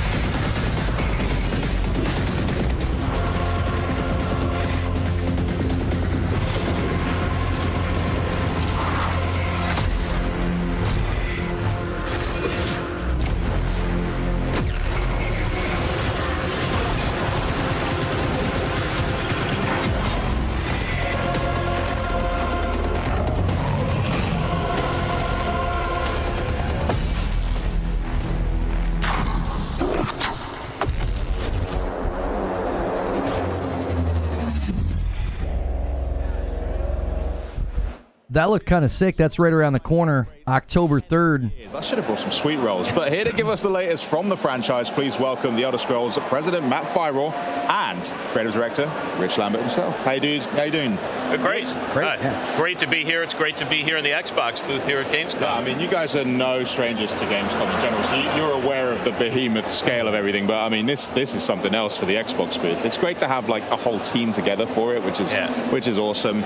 And you guys are on the booth as well, which we'll talk about in just a little bit. But what I want to get into is the fact that it is 10 years. That's really special for a game to go for that long. And you guys thought, well, let's make a big deal out of it. Let's celebrate. So how are we doing that in game? Yeah, well, you know, it's been 10 years since we launched, but it's been like 18 years since we founded the studio. So we've been working on this game a long time. Forever, yeah. And Rich and I were both here in the very beginning. So, but yeah, we're celebrating. Obviously, we're here at Gamescom. We've done some great community events outside the game. We had a huge one in Amsterdam that you were at. It was a lot of fun, I got to say. Oh, yes. Well over 1,000 people. Just a couple weeks ago, we had another big one in Germany. Yeah, the Tavern. The Tavern, also huge with live music and just a huge multi-day festival. And then we've done other stuff too. Yeah, I mean, it's countless, right? We've got new things planned, in the future. We're going to be at TwitchCon, and then also we've got an Australia event coming up too. So. Yeah, and inside the game, we've had just back-to-back events, just celebrating 10 years. So we're giving lots of free stuff away to players in the game, and it's all a lot themed around different chapters that we've had over the years and different characters and everything. So it's just, we're really trying to do, pull out all the stops and have a great inside the game experience, but then also bring it out to the fans out in the real world. Well, let's talk about that outside of the game perspective, because you do have pretty substantial little segment really cool, over there. Why did it feel right to make sure that you guys were here at Gamescom? Well, you know, Germany is a huge player base for us. I think it's the second biggest after the United States. So we've been coming over here for many, many years. I mean, it's I think 2013 before launch was our first year here at Gamescom, and we've had community events here longer than we've had community events in America. Seriously, so Germany is and Europe as a whole is a very, very important, you know, in our hearts and to the success of the game, and we like to come out and thank them in game. But yeah, we got a huge presence in the booth. It's unbelievable. Like, there's people lined up all around. You know, we've got some cosplayers here. It's just this really amazing feel and vibe. And then, of course, we get to meet the players, hang out with them. You're late. How did Star Wars Outlaws look? I think they showed it again on a PC, so I thought it looked good graphically. I had some issues with some of the stuff they were doing, where like she's punching stormtroopers with her bare hand. I thought the combat looked better. She got in a shootout. I thought it looked better than the first time they showed a shootout, so I hope they can smooth that out. I still worry about the game being a mile wide and an inch deep. Like, the gameplay is going to feel not all that substantive. I also think that we need to see gameplay on a console. I feel like they keep showing us PC gameplay where, like, lighting and shadows and everything looks really nice, and then where's the console gameplay, right? Whenever they show stuff on a beefed up PC, it's like it always makes me concerned that it's not going to look like that on the consoles. Lone Wolf with a 5-bomb, thank you so much. And I already paid up the 5 that I owed for the first 25 of the day. We hit 325. So appreciate you guys. Can we get back to the Stormtrooper helmet discussion? Yeah, it looked so much better when she shocked them and then hit them with her pistol. It felt more realistic. Like, I don't know. I think they need to decide what the issue is with Stormtrooper armor, because, you know, Obi-Wan Kenobi's lightsaber bounced off Stormtrooper armor, and then Kay Vess is punching it with her bare fist. You know what I'm saying? So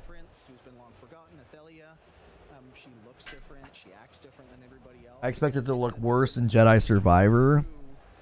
Yeah, I mean, there's just a lot of big open areas, and it's like, ugh. You know? No, we just got into a discussion where everybody misunderstood each other, and then because it's the internet, everything gets spun up into, you know, exaggeration. Nobody understood what I was saying. I didn't understand what chat was saying. It's just one of those things where, at this point, I get why the devs don't even want to talk about it. It's just like, it's so hard to have a conversation about it without it devolving into pure chaos. And I've always liked ESO. ESO is one of those games where it kind of feels like No Man's Sky to me. It's like, I just don't have time to get out of it what the people who really, really dedicate themselves. Because back in the day whenever I played it, I think it was like 2015 was where I was like streaming it. I was having such a good time with it. And I mean, it's just definitely a game where I think you can put a ton of time and get a lot out of it, but like similar to No Man's Sky, I see all the value and all the quality, and I just don't have time. You know, it's an MMO. So, but the people that I talk to seem to be that they really, really enjoy it. You know, they have a really good time with it. You used to be hooked on it. Yeah, it seems like they treat the community well. It seems like they listen to feedback. And a 20 bomb from MASH coming in and taking us up to 357. The man himself, always dropping the big member bombs on chat. You the absolute best. Only a select portion got clipped. Oh yeah, I will 100% be misrepresented. People are going to claim that I said that poor people are ugly, which I didn't say. We were trying to have a conversation about context and what people look like, and it just always gets misunderstood. You know, I don't really care. I'm always going to say what I think and express my opinions, you know, the way that I want. And if people want to misrepresent, misframe, and lie, I mean, that's their choice as a person. I think people that live their life that way always get what's coming to them. They've been trying for how long now to constantly misrepresent what I say about things, and it doesn't work. Yo, Delta with the VIP renewal. Thank you so much. Appreciate you doing your best to carry a conversation with 12 other micro conversations happening. Keep it up. Thanks, man. I appreciate that, Delta boss. Guys, remember, member plus and above counts in the member goal every day and every week. Smash said, I'm tired of seeing this BS. I think you forgot Lone Wolves.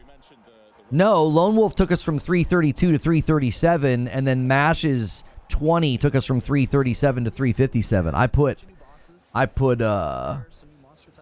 in. We've added in 2 new arena types, so there's a fire and ice arena in there. We've added new verses and visions, which are the buffs that players earn while they're kind of progressing through. And then, of course, Yeah, Lono thinks that poor people are ugly and women can't fight. There's a bunch of videos coming later. Yeah.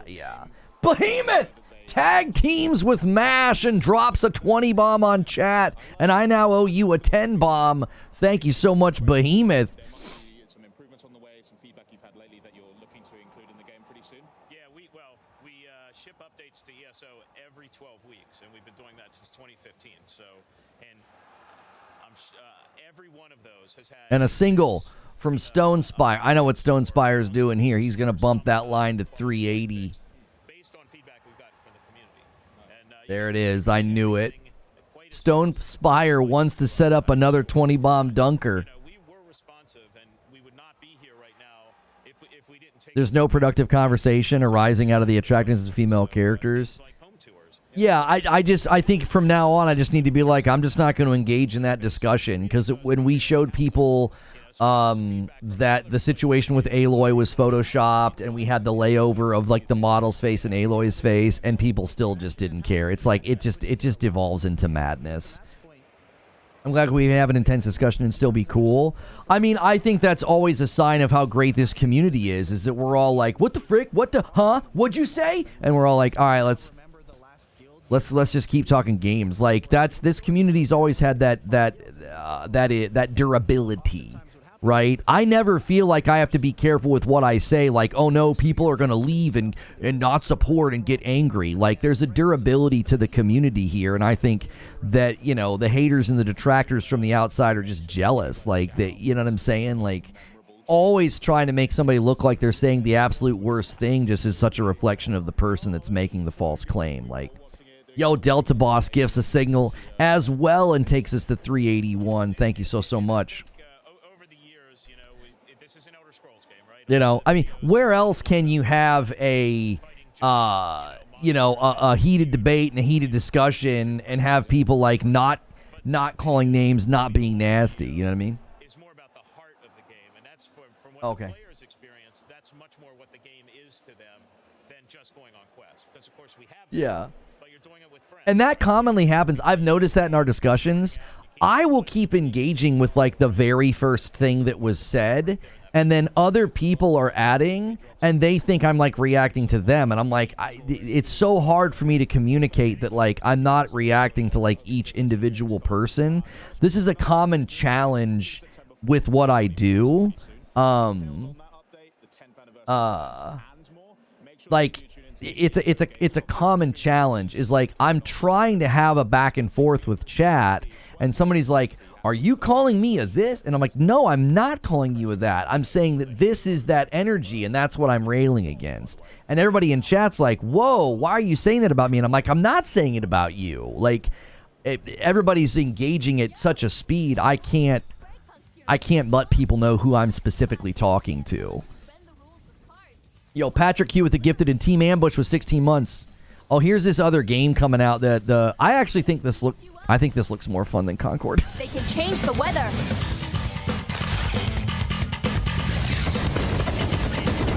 They even interact with each other.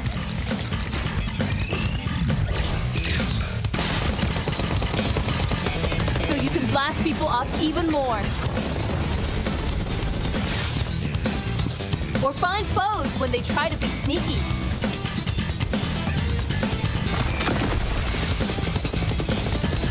Crush them with massive force. But remember, they've got tricks of their own. If you're down on luck, then you better have a good team with you.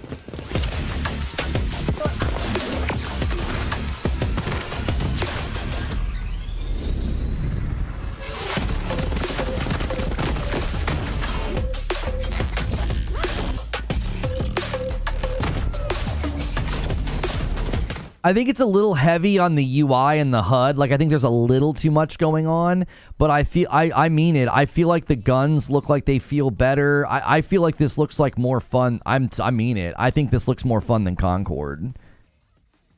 It has more of a vibe. It has more of an art style. It has more of its own identity. I like FragPunk. From a distance, I like FragPunk more than Concord. No, I think James Wolfgang has summarized it very well. He says it's easy to get lost in chat. You could be making a point, someone new will post and feel like your current line of thought is related to their post, and then they go off. That's exactly what was started happening. Because like when Sadiqa started responding to me, I was like, what the heck's going on? Because like I wasn't responding to Sadiqa specifically, and she thought I wasn't, and she starts saying stuff to me, and I'm like, what is happening? And I was like, we are lost in the fog right now. Thank you for the 2-spot, K.Cole. Pin the comment you're engaging with so we know. I mean, I probably should do that in those situations. I was mainly dealing with, I viewed everything from the initial statement. The initial statement made me go down a line of thought, and then everybody else was like feeling like they were catching strays. And it's like, I'm dealing with that initial thought. I just think it's absurd. And that's what I was railing against. And I don't think anybody necessarily disagreed with it. Yo, this looks good. What is this? Yo, thank you, JC. A VIP renewal. Thank you very, very much. Bumping the line to 384. Dude, Hades has really, really influenced the gaming culture. There are so many games with like this top-down, speedy... Just a bunch of psychos got into the same prize. A lot like me. Better luck next time, mate.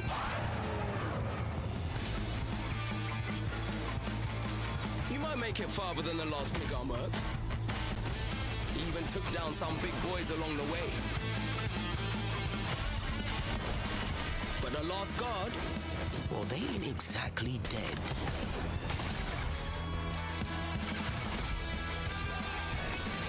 Looks like one of you guards finally put some big boy pants on. Brilliant.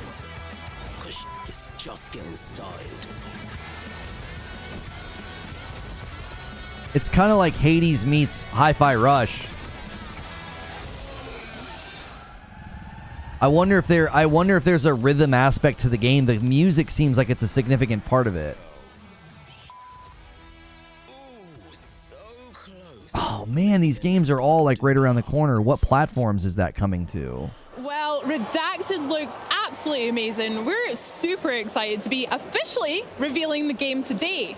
It's from the minds behind the Callisto Protocol, and it's a frenetic roguelike with a darkly comic twist. Here to tell us more, please welcome the head of Striking Distance Studios, Steve Papoutsis, and creative director, Ben Walker. Guys, welcome to Germany. How are you? Thank you so much for having us today. It's great to be here. Awesome.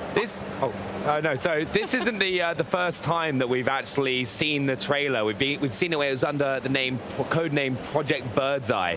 Can you tell us a little bit about the secrecy and about Redacted now? Sure. So when we first started thinking about this project, we started prototyping from the controller out. We were really interested in creating fast, responsive controls that worked for melee and shooting and our energy mechanic. And so as we were developing that, we then talked about the types of games we liked, and we found ourselves playing a lot of roguelikes. What we liked about that particular style of game was the replayability and the experimentation that occurs. So you have strategic and tactical choices. So all of those things kind of came together, and as we were prototyping it, we thought, well, let's see what people think of this. So we released that trailer that you mentioned for Project Birdseye. And that was met with positive reception. So we're here today with you, thank you, to announce the official name of the game, which is Redacted. No, it's amazing to see it, and I know we're going to be going through a load of gameplay as well for viewers to be able to check out. But it looks amazing. So good. I mean, you guys mentioned it there. It sounds like you had a lot of fun making the game, and certainly it's a wee bit of a departure from the Callisto Protocol and what players might expect from you guys. But as we look at some of the gameplay, can you tell us a bit more about Redacted, and then what can we expect to look forward to? Sure, absolutely. So again, it's a roguelike style game, and it's focused in a prison. So one of the things that we thought would be really fun was developing the story around what it would be like when a zombie outbreak occurred in a prison. So not only are there workers at the prison, but there's also inmates. So we thought that was an interesting idea, so we started developing along those lines. And we also included some of those key elements of roguelikes that I mentioned, which are the experiments that we have, which are our upgrades, and the various skills and meta currencies that you can use in-game to really change your play styles as you go through the experience. You mentioned a load of the prisoners. They're called rivals in the game, aren't they? Can you explain to us what rivals are and how that's going to affect the gameplay? Absolutely. So the idea, again, with the rivals was, hey, you know, there's other people in this prison, so what would they be doing during this outbreak, right? So we thought it would be interesting if there was a race to one escape pod. So not only are you racing against the rivals, but you're also having to deal with them. So they can do things like have room modifier attacks where they can slow you down or impede your progress. But you can also counter back to them, and you can use your own environmental control attacks and try to slow them down and impede their progress. Not only that, but then you can also square off against them in one-on-one fights. So think of them as like bosses as you go through the experience. Yeah, there is something weird happening sometimes with the frames. I can't tell if it's a stylization. Like, are they doing that thing where, like, they pause the frames for, like, a brief second to create a sense of impact?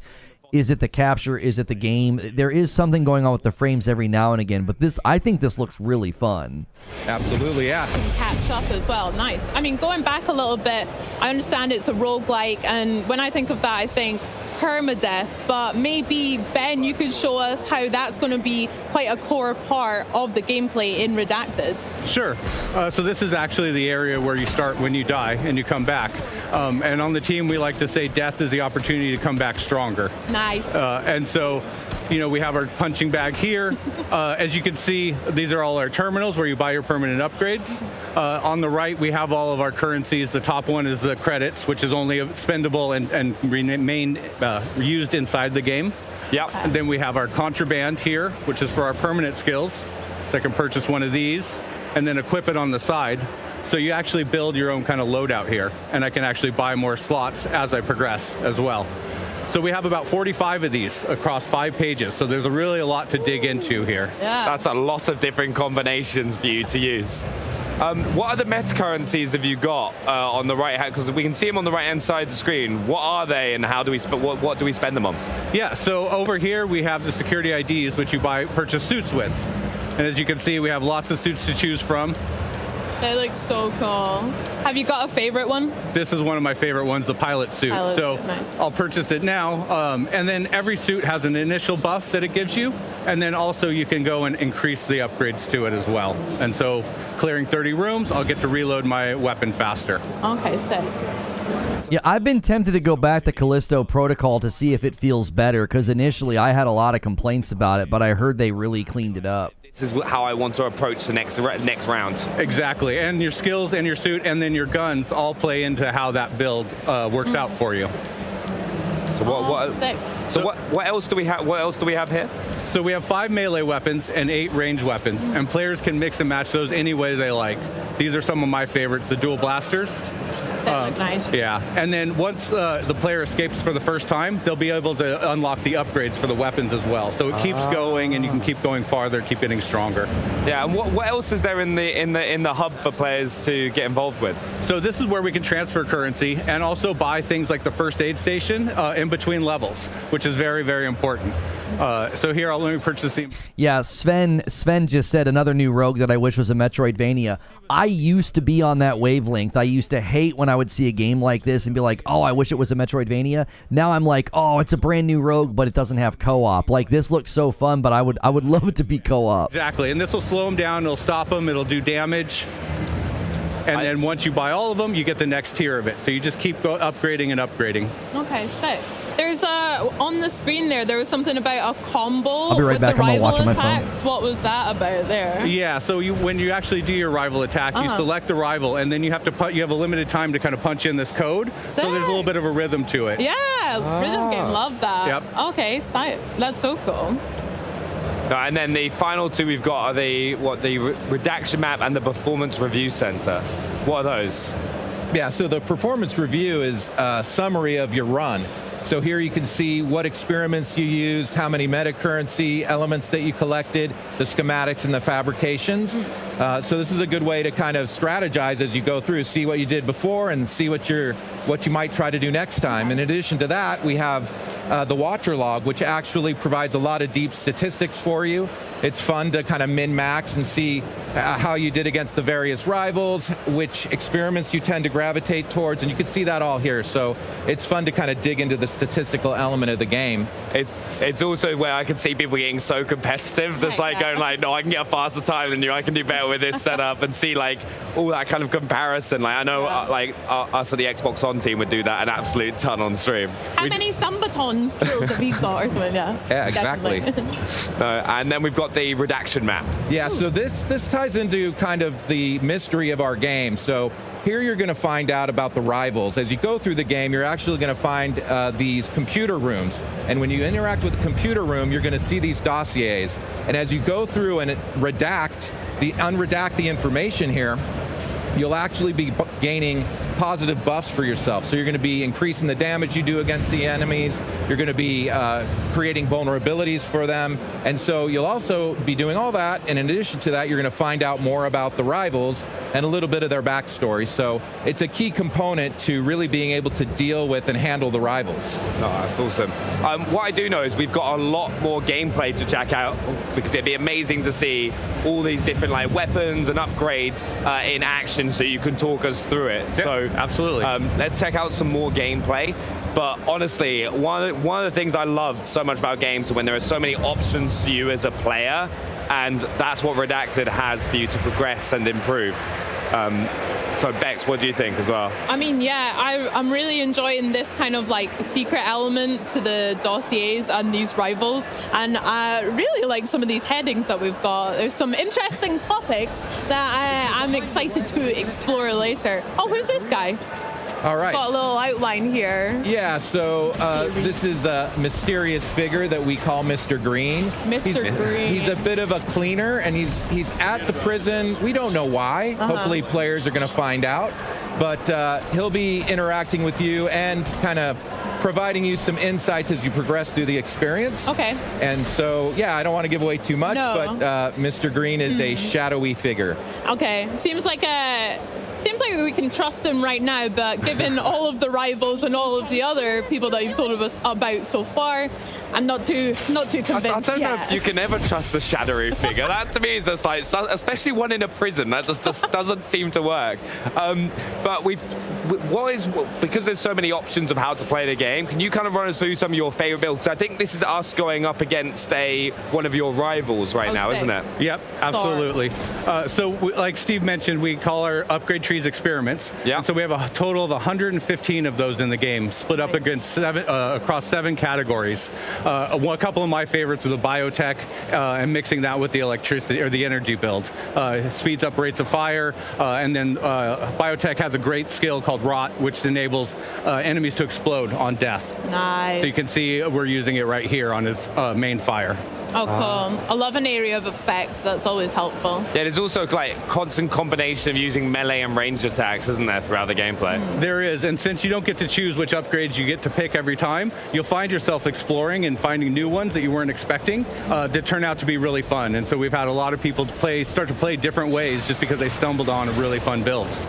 Yeah, it's always going to be one of the funny bits. It's like you got to go, no, I'm going to go use these guns because this is what I want to use. I love them. And then you'll be like, wait, no, that's like the most powerful melee. Yeah, so this game is kind of hard to find because they named it Redacted. You have to literally use the brackets when you search for it. I just found it on Steam. According to Google, it was formerly Project Birdseye. It will launch October 31st for PS5, Xbox Series, and PC. So it is hitting all platforms. And they did say at the beginning that it was called Project Birdseye, and I think whenever you change names, it can throw off some of the search functions. So if you are trying to find this game, include the brackets when you search for it. Right, people. But one thing I want to point out here is there is a glowing corpse which you see throughout the game. They pop up in certain locations. Can you tell us a little bit more about that? Yeah, so that's actually your last corpse, exactly where you died on your last run. And he has the exact same build you do. So at the end, once combat's over, you can choose to fight him and get back one of your skills, but at an increased power level. So, but it's always risky, right? Because if you had a really good build before, it might be a hard fight to win. So you got to kind of pick and choose your battles. But it is a way for you to get something back that you had on your last run that you really liked. Yeah. No, I can just imagine though. Bex is never going to see the glowing corpse. I know. That's like the nicest thing you've ever said to me. Oh, what do you mean? I mean, yeah, the glowing corpse sounds great. I love that element of, it's almost like Soulsy. You get that reward for going back to the same place, and especially in roguelike atmosphere. I love that as well. I mean, we're seeing so many sick-looking visuals here. I can notice some of the symbols from your game's Callisto Protocol and lots of this new art style that we can enjoy as well with our eyeballs, which is great. But what was your philosophy behind this, and like, I guess kind of moving away from Callisto Protocol too? Right, so we wanted to create something that was different and lean into things that we really enjoy. So we're big fans of comic books, graphic novels, and we also wanted to have more of an irreverent, fun tone to this game. So we gravitated towards the style and look that you see in the game. It's a little bit more vibrant, colorful. It's gorgeous. And it allowed us to really experiment and play around with the variety of enemies. I think we have over 34 enemies in the game. So we really wanted to just kind of go all out with the colors and everything. So that really worked well for us, and we think it definitely looks different than the previous game. And the other thing that we really liked about this particular game this time was we partnered with a group called Mutato Musica. Okay. And we wanted to create our own unique music for the game. So we came up with this idea for future punk. So the soundtrack is kind of got this arcadey punk kind of vibe going on. And we really enjoy it, so we're pretty excited about that. Yeah. I love that. Yeah, no, Future Punk is definitely something I think I could get into as well, and I love the art style. But Ben and Steve, like, big thank you for joining us. Well, but if you've got any last words for everyone watching about Redacted? Well, we hope everyone enjoys playing it as much as we enjoyed making it. The team had a great time doing that. Yeah, and I'd like to say thank you very much for allowing us to reveal the game name today with you. And I want to thank the team at Striking Distance for all the wonderful work they did for this project. Thank you. Heck yeah. I mean, yeah, thank you for letting us be included in this honor as well. We'll definitely be watching. I think they should have thought about that, like calling it Redacted. Like, I don't know if that was the greatest choice, because like everybody's gonna be like, well, what's the name of the game? No, it's Redacted. Like, oh, okay, you gotta literally search for Redacted. Yeah. So I think it looks great. Yeah, October 31st. I'm glad it's coming to console as well as PC. A lot of times you see these cool little dope games and then you can't get them on console. That's like a common thing. So, it's First Descendant. We managed to fend off our enemy's large-scale attack, but the war is far from over. The Colossus still threatens us, and our enemies are plotting new strategies. Can Ingress ever find true peace? Has Corel really given up on the war? After Corel's fleet disappeared, the Vulgus began moving from deep within the dungeon to raid the Ancestors' facilities in Ingress and reclaim the outpost. Detecting this, Ingress immediately dispatched a scout. That scout's name is Haley. Haley, who rose from a supply soldier in the guerrilla unit to a legendary sniper, is now a newcomer in the Descendant Corps. Ruthlessly eliminating enemies with her anti-material sniper rifle, she dominates battles with her ability to drop her body temperature and emit cold air when her emotions run high. When shooting from a distance, her weapon's critical hit multiplier increases, making her an excellent fit for sniper rifles. She possesses sub-zero bullets that fire multiple shots in an instant, and a storm snare that pushes back and rapidly cools down enemies in front. Above all, Haley's specialty is switching to her anti-material sniper rifle and firing a single, incredibly powerful shot, stronger than any other attack. In Season 1, the Vulgus launches a new strategy, the Invasion. Invasions occur randomly in 2 dungeons of the hard difficulty infiltration operations. Players can choose to enter between the existing operations or the invasions. Invasion dungeons are only available for solo play, testing the strength of the Descendants. 3 Vulgus legions will block the Descendants with different defense mechanisms. The quantum field creates an immortal state, impervious to physical attacks. The Resonance Shatterers cause massive explosions with the energies of RK and the Iron Heart. The Keeper Tile encryption device maintains a powerful security system. Invasion dungeons present new mechanics that disrupt the Descendants' operations. Solve these enemies' mechanisms and swiftly eliminate them. Invasion dungeons are designed for speed runs, and the faster you clear them, the greater the rewards that await. After coming in contact with the Iron Heart, Descendants experience an RK resonance phenomenon. This resonance grants the Descendants new powers. It's the season growth inversion reinforcement. Inversion reinforcement is a new growth system that resets at the start of each season. It includes 5 types: hunting, attributes, recovery, survival, and seasons.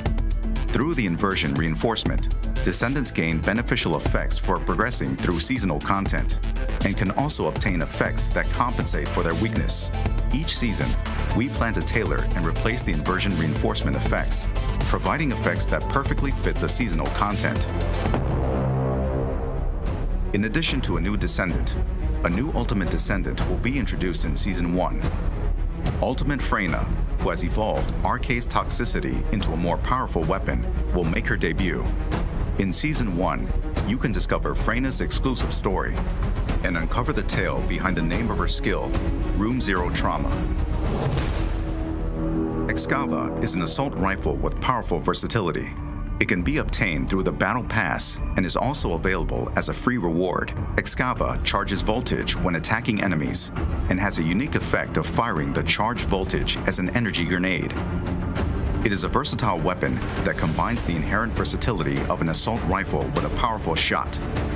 Frost Watcher is a scout rifle that can be farmed through the Season 1 content. When hitting enemies from long range, it reduces chill resistance and enhances the damage of one's chill skills, making it a perfect fit for Viessa and Haley. If you've prepared a new Descendant, ultimate weapon, and inversion growth, it is now time to face the most powerful Colossus, Deathstalker. Deathstalker lurks in the darkness of the void, targeting the life of Descendants. It is stronger than any Colossus encountered so far. To protect Albion from the threat of Deathstalker, we must once again venture into the void, unravel the mysteries within the darkness, and intercept Deathstalker.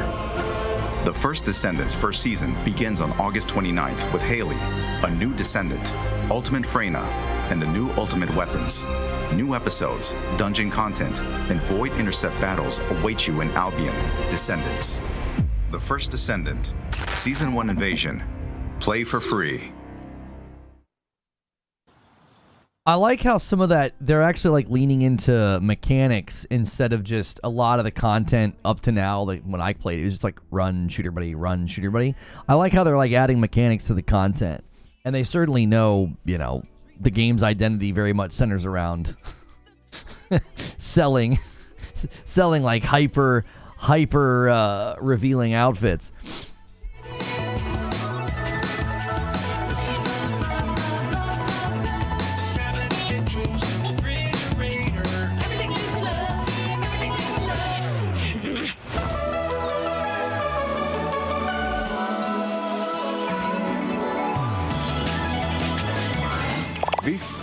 Yeah, I was going to say the voiceover for the First Descendant trailer very much sounded like an AI. I don't know why you wouldn't just get like an actual good voice actor. I feel like they used too much. It definitely didn't sound very good. Like it was, it like hurt the theme of the video, you know? And then you could go into this room and do this thing. And then you can go into the back of the room and get this new sniper. It's like, what the heck's going on?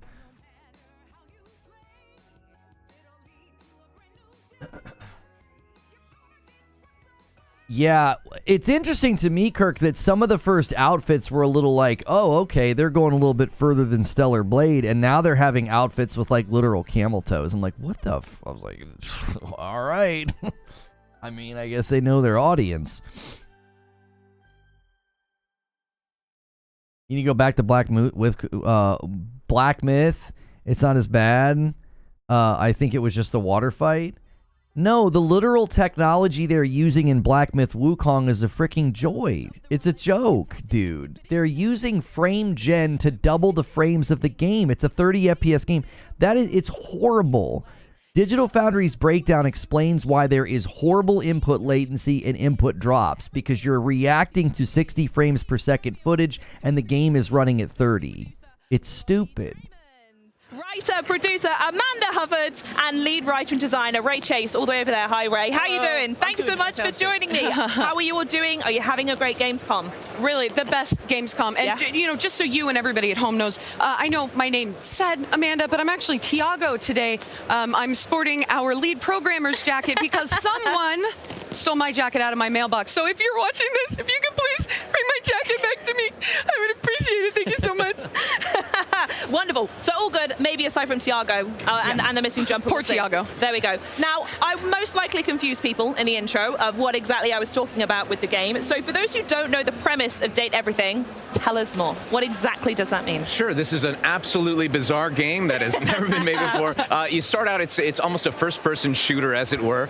You get a job as a customer service agent doing some remote work. You are immediately on your first day replaced by AI, but there's nothing to fear because your entire existence will be changed when a mysterious package comes to your front door, which holds these glasses called the Dateviators, which allow you to directly acknowledge a thing's existence or date everything in front of you. Because that's the first thing I would want to do if I put special glasses on. Is like, who do I want to date? Exactly. It's very intuitive. Absolutely, yeah. I feel like you've made the game of my dreams. What about any other things to add, or is Ray basically just nailed that? No, Ray's our lead designer, hit the nail on the head. Yeah, sure, yeah. It's perfect, yeah. But the idea just came from a random day when Robbie and I were joking around. Well, I like our game. The idea is a joke at the beginning, but underneath there's so much more.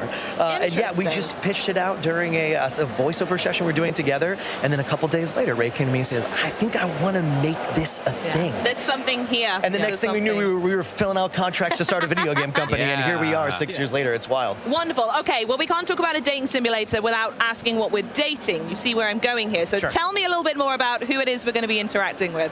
Ooh, yes, absolutely. Well, it's everything. It's the name of the game. It's literally Finish everything. the segment. That's the game. Thanks so much, everybody. Really appreciate you. Bye-bye. We put the trailer out in the world a couple of weeks ago, and one of the most fun parts is like going to the comments and seeing like the people guessing who is going to be out there, and almost always would go, yeah, you can date.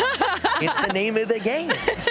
Yeah, but I think we all have our favorites too. Definitely, for sure. Yeah. Oh, I mean, do you want to talk about your favorites now? Sure. Yeah. Do you have anyone in mind? Oh, so many. I looked out of the bag on Twitter a couple of weeks ago when we got to reveal Ben Starr as Dorian the Door. Massive fan of his work, and what an interesting character. This is a character. In this game, you can get love endings, friend endings, or hate endings with every one of the characters, and Dorian stands up for those.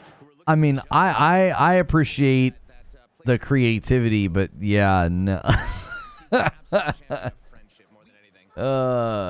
This doesn't seem like a game I would play. Is that every character has 3 different relationship statuses that you can get an ending with. Interesting. Yeah, it is date everything, but you can also befriend everything, and you might just hate them too. Hate everything is my kind of game. Maybe there's a way to play it as hate everything. We'd be remiss if we didn't do it. Oh, I love it. Yeah. I was going to say Tiago then, but that's... Yeah. Tiago, if you could jump up here. I'd have to go with, I think, Von Trapp.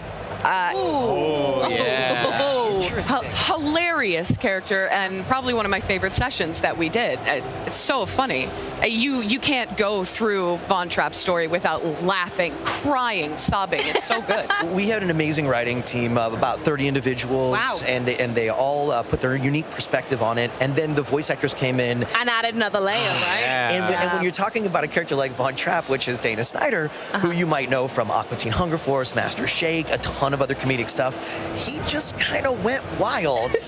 And Tiago, our poor programmer, had to deal with all the changes. The real Tiago. Okay, of course. Yeah. Yes. And it is such it's a great character. My favorite is kind of our mascot, Skylar Specs. She's plays the actual Dateviators themselves. And though they're a mechanics character that sort of show you how to play the game, the writing is, she's so lovely, so fun, so... The writing is so good. Please, the writing. Well, okay, starts falling in love with me, I guess. That has been the nature of our friendship for the last 10 years, pretty much. I can't resist a good beard. But then we brought in a nerd icon, Felicia Day, to come in and play Skylar, and she brought this whole new level of charm to it. So, yeah, we've all got our favorites, but I think those are our top 3. I love it. We might change this someone asks us next week. Don't worry about it. Every single day, I feel like every playthrough you'd find a new reason to love someone else. They're all my children. I can't actually pick. There you go. I'm sorry I made you do so. I do want to stay on the topic of voice actors, though, because obviously yourself, you've done quite a lot of work here at the table. So what's it like moving from performance to development on a title and being behind the scenes a little bit more? Oh, absolutely. We were unprepared for the amount of work it is to make video games. One of those things that looks as like so much fun on the outside, and yes, obviously we've had a blast, but way more spreadsheets than you ever thought possible. But we've all learned a ton of lessons. We've all upped the amount of hats that we wear making this game, and it's something that's absolutely the high point of my life. I'm so proud of our team and where this game has come from the original inception to actually being able to make 100 characters that all are different, that all have different playthroughs and styles, that you can really play this game for a really long time. I can't believe that we actually achieved that. Yeah, as actors, we're in a really unique position because what we do is very forward-facing, but it's very low man on the totem pole when it comes to actually being the creative force driving whatever you're making. Yeah. So for us to come together and be able to make something of our own and then put it out into the world, not only is one of the most rewarding experiences, it's also terrifying. But that part of it was over. We gave the world the conceit, the idea, and from what we can tell, they said yes. So we're so excited for everybody out there, you all, to play it. It's the best. Do you think it's maybe changed your perspective the next time you go to voice something that's someone else's game of like, I suddenly understand everything that went into this one, actually? It already has. I think the very first session that I got into post being like halfway through production in this, my outlook on the entire script was completely different. And if I do say so myself, I think the session went even more smoothly. I'm going to be more judgy now. I learned also how hard it is to schedule actors, and so I will make myself more available to everyone. Actually, I want to mention the actors a little bit because we've already heard a couple. Felicia and Ben, I'm on first name basis here, clearly. There's a humongous roster. Were you just going into little black books and just messages like, hey, do you want to just come do a voice? Like, what was that process like? For us, diversity has been a key part of this, not just in the stories that we're told in the appearance of the and the background of our characters, but also in like the level and the background of our actors too. We have a lot of AAA names, household names that everybody knows. We have a lot of up-and-comers that we really like and wanted to give them a broader stage. We have non-traditional actors who are coming in and doing roles. We got to run the gamut on our casting. We have film and television actors. We've got video game staples. We've got people who did... Yeah, you guys are saying they're marketing this to kids. I don't think they're marketing this to kids. I mean, they say it has content, bad language, sexual innuendo, narrative contains sexual reference, alcohol reference and use, tobacco reference. I don't think they're marketing this to kids. But there was a lot of texting. It was literally like, hey, would you come be a chair? Are you free on Thursday? But the funny part is word got around. We recorded for about 5 months, about 180 sessions or so. There's 70,000 fully voiced lines in this game, 1.2 million words. It's a monster. Wow. But word started to get around that the sessions were fun. And then it went from less of a, will you please be a chair, to be like, can I be a lamp? I'll be a carpet. Just let me in. A coffin? A carpet. I thought you said a coffin. No, that's the mortuary DLC. Spooky DLC. Halloween update. Yeah. I'll do that one. Anyway, yeah, wonderful. Right, we're going to go down the bench here. Okay. I want to know who you are in the game because it's worth mentioning that you're going to write the theme tune, sing the theme tune, like you're in it. You're all over it. Just so you know, this is an Xbox exclusive then, right? Because we have not revealed who we play in the game. Okay. Okay, I'll go first. Yeah, go ahead. I actually play 5 roles in one. I played the Hanks. Okay. And the Hanks are all of the hangers in your closet. Yep. And they're like just 5 adventure sports loving dudes, but they're all me just doing a slightly different voice. So if you love me, you're going to love this. If you hate me, it's going to be painful. But I love the Hanks. They are just... Oh, no. Yeah, of course. Can I get a live oh, no? Oh, no. I don't have an Australian accent. Immaculate. But the Hanks are. We had somebody play through it today, and they had such a blast. I love them. I hope you guys love them too. Yeah. Who are you? Me, I play Rebel, the rubber ducky. Rebel is very edgy, has a bad attitude, doesn't want to hang out with anybody, really don't understand why you keep talking to me, but secretly underneath, Rebel might have a little bit more heart than that. Maybe, probably not. But definitely can't reveal that. You got to work to get there, though, for sure. You really have to put in some effort. Although already, Rebel is winning the fan art contest, right? I just have to ask, do you guys actually think that the jackets say DEI? I don't think that that's intentional. The name of the game's Date Everything. I think it's probably an unfortunate coincidence. I don't think they named their game and then made their logo after that. I have serious doubts about that, especially considering when this game probably started development. It says DE exclamation point. Their name of the game is Date Everything. Around and being very polyamorous and doing it. For him, it's all scandal. And he keeps track of all the love endings that you have and berates you for it. But in the end, maybe he loves it on the inside. I have to ask, actually, specifically on that, with the names being pun-based, as a Brit, I adore that. What comes first? Do you come up with a Scandelabra or a scandal and then you try to fit that into an object? You've had this question before.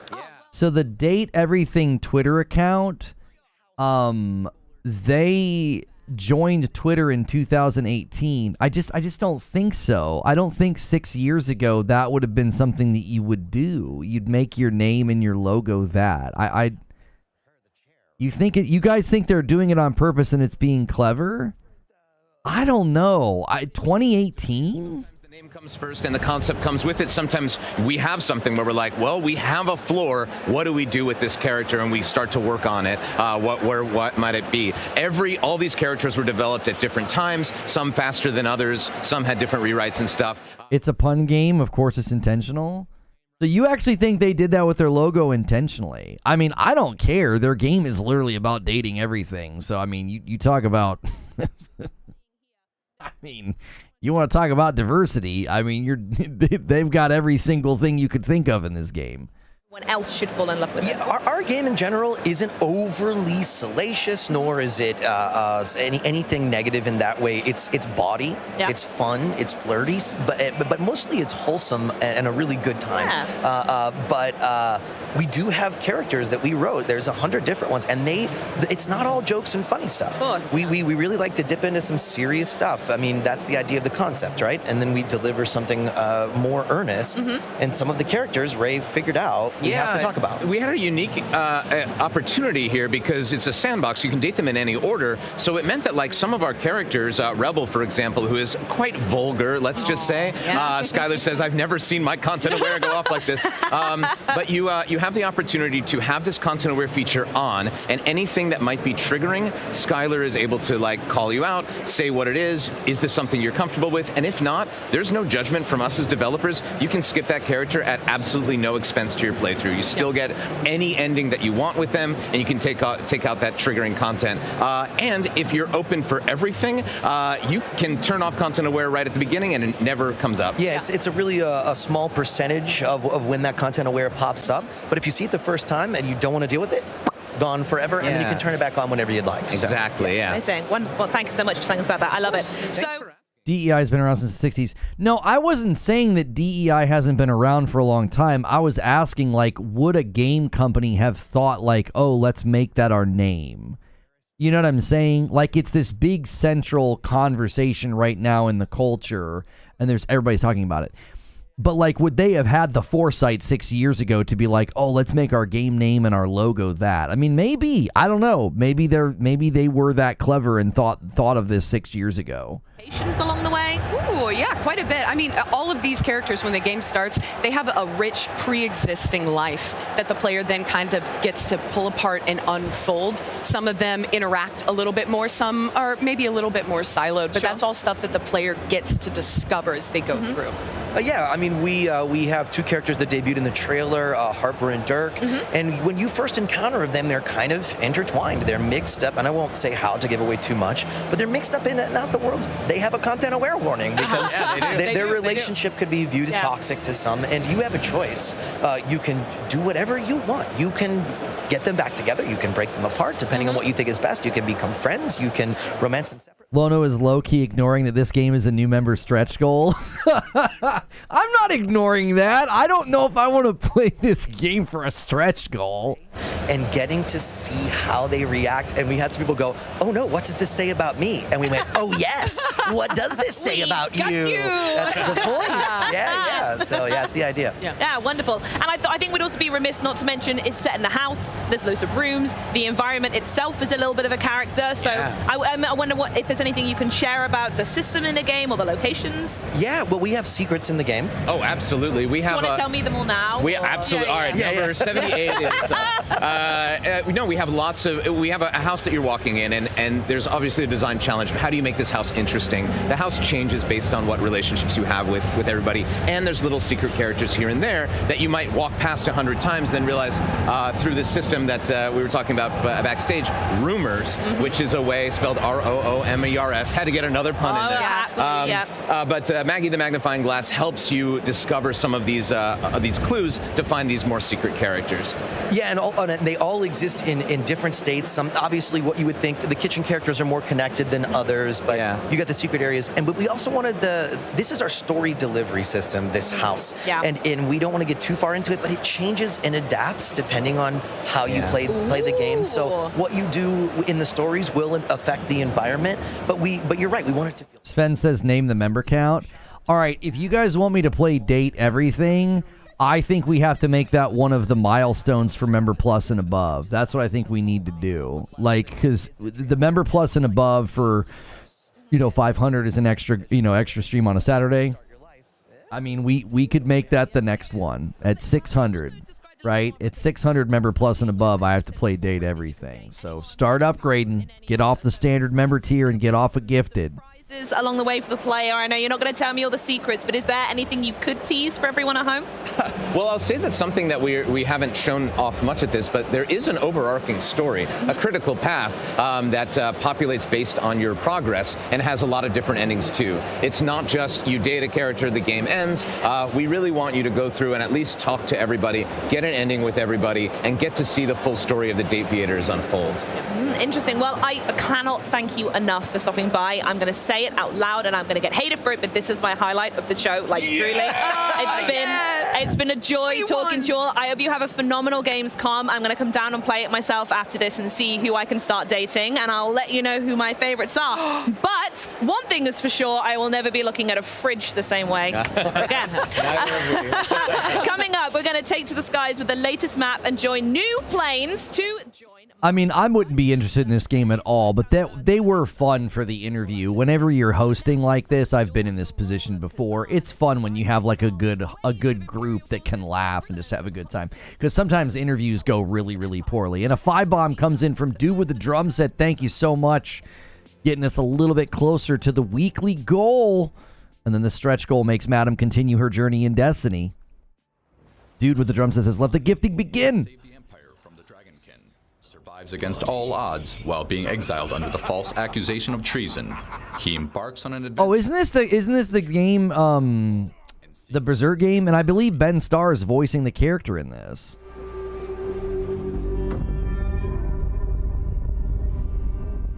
Kazan's battles emphasizes hardcore action, while they feature various combat mechanics. The core principle is see and respond. We've put significant effort into creating precise and vivid combat experiences based on this concept. Essentially, we designed the game so that the players can observe and decide their actions, providing clear feedback for each decision. Combat moments are primarily divided into two phases: the monster's attack turn and Khazan's attack turn. We aim to make every moment enjoyable. To achieve this, we included various ways to respond to monster attacks. Players can exploit openings to attack or choose to defend. Or I was just going to say that, Hadigan. Can we stop with the AI voices? They sound terrible. Just evade, which requires precise timing, are also available. There is no single correct answer. Players can experiment with multiple methods. Your unique combat style will develop based on your choices, ensuring that this process effectively leads to defeating your enemies. Help me!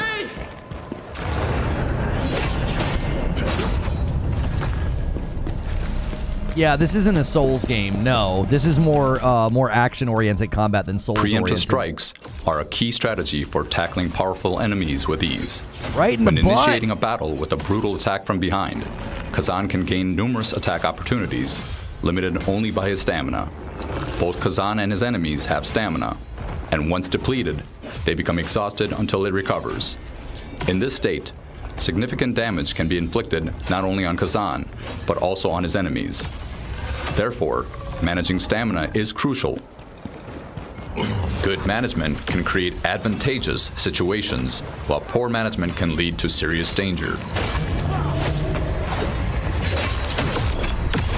They're not about to pay people? You don't need to pay people. Somebody in your studio can talk over this footage. Come on. Against strong enemies, including boss fights, using stamina strategically is particularly crucial.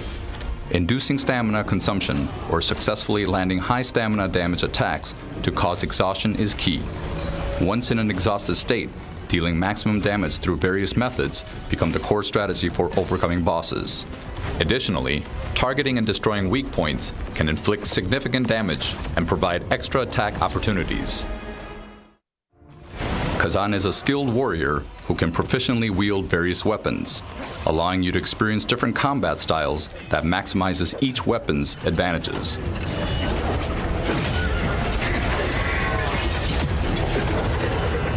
Currently, Kazan is equipped with a spear. Although its attack power is somewhat lower, it features long reach, wide range, and impressive combo attacks, making it particularly advantageous in stamina-based combat.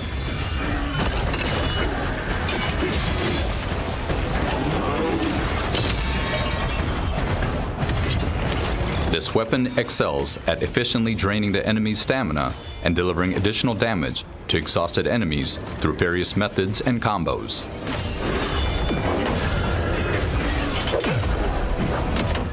I'm kind of confused, though. That's twice now they've talked about stamina, and the stamina and the health are almost going down equally. Actions, favoring slow but exhilarating and powerful strikes.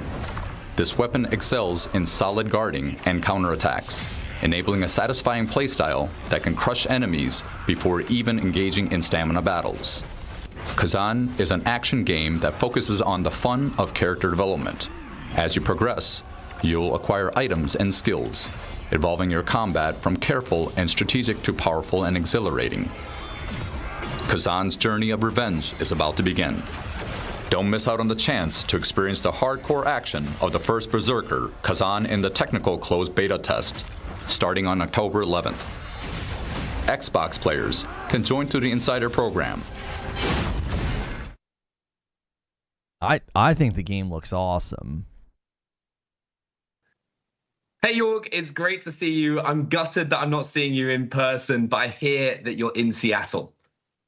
Yes, it's like the first time in at least 4 or 5 years that I'm not going to make it to Gamescom in person, which is a huge bummer because I love the show, I love the people, I love the vibe, the gamers. So yeah, but plus we always have a community. Yeah, we've been having Madam play Destiny on Friday nights for members when you guys hit the stretch goal. So the goal of the week is just 500 members. We play a community game night, but if you guys go beyond that and hit the stretch goal, then she has to continue her journey in Destiny. It's actually been very funny. Stay home and work on the new set. How are you feeling coming up to launch? Because as you said, it's only 13 weeks away. Yeah, I think it's awesome. I mean, Microsoft Flight Simulator 2024 or MSFS 24, as we now call it, it is the biggest undertaking ever in flight simulation. It's the biggest fleet, the most airports, the most sophisticated flight model, the best physics we've ever done. The digital twin is taking leaps forward this time. We added seasons, worldwide ship traffic, worldwide oil rigs, heliports, glider airports, animals. It's a It's massive. And in MSFS 24, it's the first time that you can exit the aircraft and walk around. So we added tons of detail everywhere on Earth. So it's just huge. And on top of that, we've added an all-new career system where you can pick from dozens of authentic aviation activities in a career. And that adds a completely new dimension to the sim. And so you can be like a firefighter or a firefighter pilot or a cargo pilot or a crop duster pilot or just a passenger airliner pilot. And on top of that, we added short burst activities like low altitude challenges, landing challenges. Just if you have a little bit of time, you can have fun in Flight Sim. That is an insane amount of content. I also love the landing challenges. I once somehow managed to get 1 point on them, but the Xbox One team will laugh at me for it. But they are so much fun to do. But you may not be in Cologne in person this year, but I know you are very keen to share some goodies with the community. Can you tell us what? Yeah, it's actually one of my greatest joys every year to come to Cologne and to bring something to the community that has local relevance. So I don't know if you remember last year, we did EDDK, which is the Cologne-Bonn airport, and we launched that alongside some European cities and a German plane called the DoX, big flying boat. The year before, we had City Update 1, where we actually had scanned the city of Cologne and Bonn and Düsseldorf and Dortmund and Hanover, so really local cities.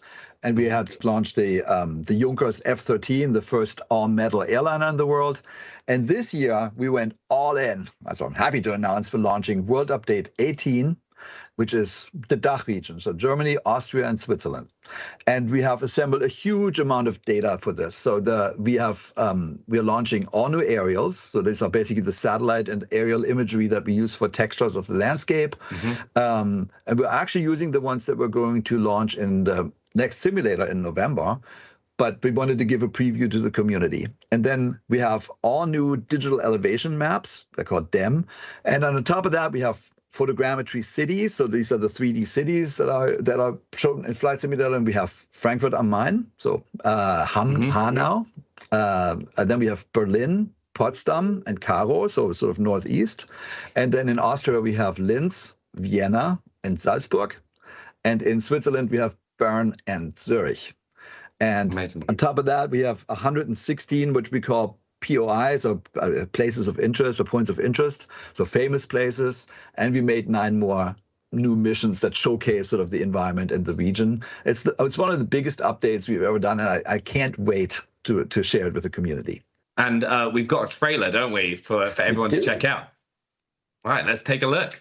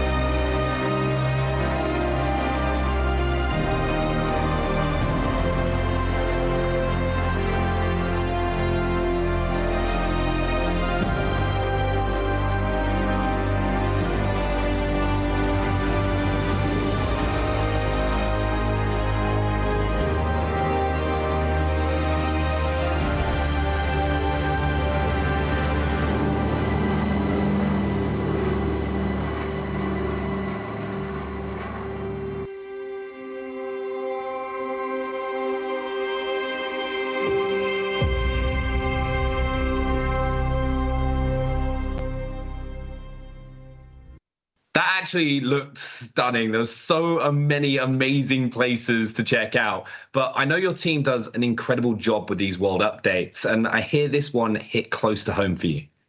Yeah, thank you so much. And I'm so proud that we can basically bring regions of the planets to life with these world updates. And this particular one, I don't know if you know this, but I was actually born in Frankfurt, and I, as a little kid, grew up in Heinstadt, which is near the area. And then my mom comes from Darmstadt. My brother lives in Buchschlag. So when we got the new data, I immediately went into the game and into the sim and looked at it, and I found the house I grew up in, the kindergarten I went to. I was like, and then here's the house my mom grew up in. My brother lives over there, so it's super cool, and it's amazing always when I see how accurate everything is. Yeah, and I can imagine when you can go walk around as well with the new update. It's like you can really get into that like nitty bitty detail. Yeah, exactly. Yeah, I mean, it never ceases to amaze me. And we call that the digital twin. The whole goal is that we have a real one-on-one representation of the entire Earth. And, you know, the world, I always say the world is full of sensors. So there's sensors and satellites and aircraft, your phones, your cars. And we get all this data and we can feed that back into the sim. So it's getting better and better over time, which is just so cool. Yeah, and now that we've seen the world update, can we expect a new aircraft to go with it? Always, you know, we call those local legends. So when we do a world update, we try to basically highlight important things in the history of aviation relative to that region. So for Germany, we did a few already. We did 2 Junkers and 2 Dorniers. And today, I'm very proud to announce a very special plane from Bremen called the Focke-Wulf 200 Condor. And it was first flown in 1937. And at the time, it was the most sophisticated airliner in the world. And we have a trailer.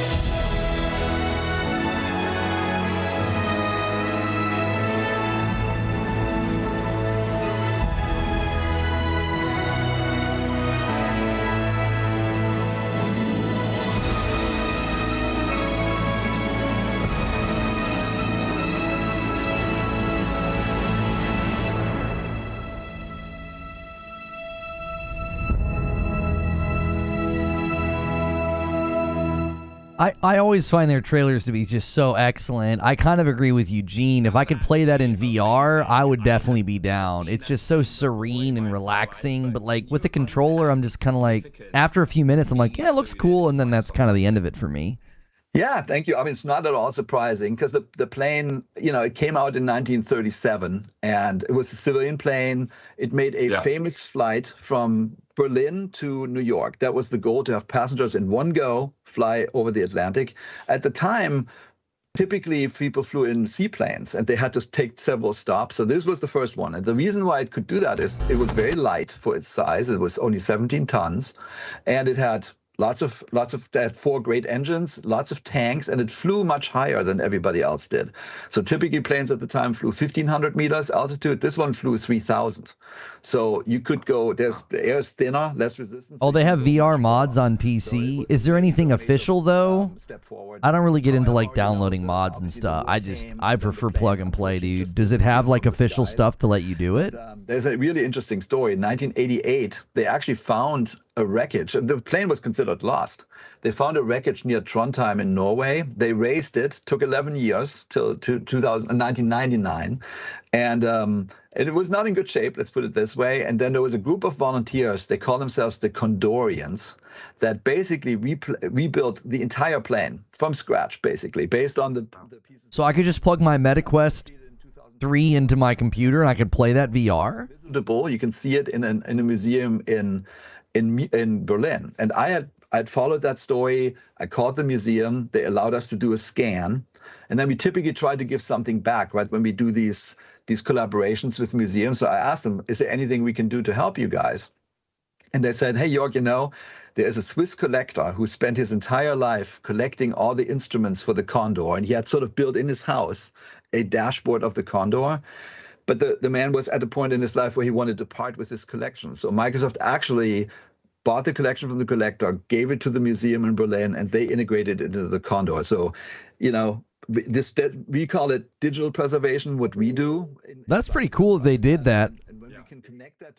It looks great on MetaQuest 3, apparently, according to the... Oh, I can do that. I didn't know you could do that. I thought that that was just a standard game, no VR. People are going to get to play that in-game as well, and it really is art imitating life. But thank you so much for joining us. I know you're really busy kind of getting the last bits for the update together, but you've got one cool announcement for everyone, don't you? Yes. So World Update 18, the one we just talked about, is available right now. So the sky is calling. Go check it out in Microsoft Flight Simulator and download it today. And just in case you didn't know, Microsoft Flight Simulator 2024 is releasing on November 19th. And that's also going to be available on Xbox Game Pass and Xbox Game Pass for PC. So everyone get their hands on it. But Jörg, thank you so much for joining us. And we'll see you here next year in Cologne. I will be there next year. So thank you so much. It's good to see you. Thanks for talking to us. See ya.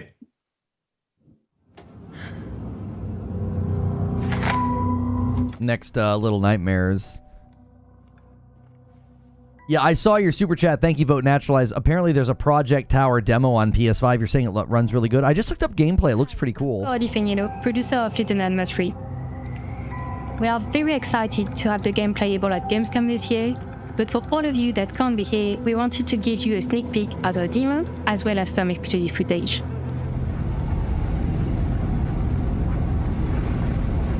Little Nightmares 3 tells the story of Flo and Alone, two friends trapped within the spiral, a cluster of disturbing places.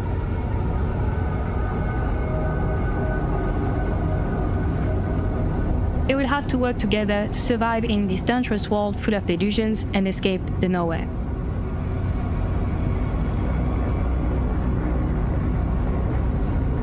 While Little Nightmares 3 is still playable in solo with an AI, you'll also be able to play with a friend in online co-op and face your childhood fears together.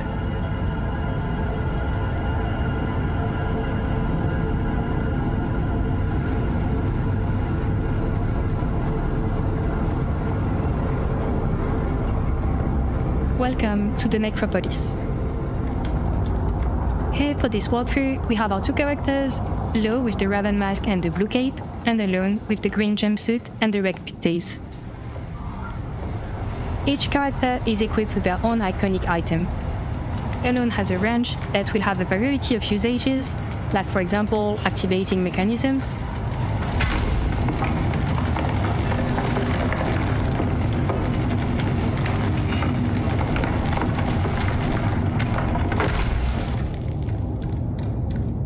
Lo's iconic item is a bow. It can be used to solve puzzles and make new paths when the road seems blocked. To survive in this dangerous world, teamwork would be essential, as Lo and Alone will have to work together to keep moving forward. During the game, our two friends will find new items to help them progress.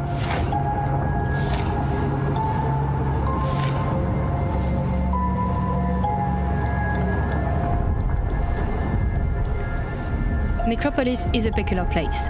Raised from the desert sands and powered by gusting winds, it has been described as a city of eternal energy and certain death. It is a weird place that used to be inhabited by the dwellers.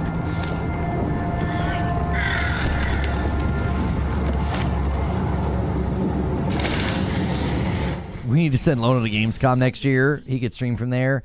I wouldn't want to go all the way to Gamescom, dude, and be away from my family. It would have to be like a paid opportunity. It would be so expensive to go and stay, and then I'm away from my fam. It would be almost impossible for me to go. I've got so many responsibilities here that, you know, to be gone for that amount of time would be really tough.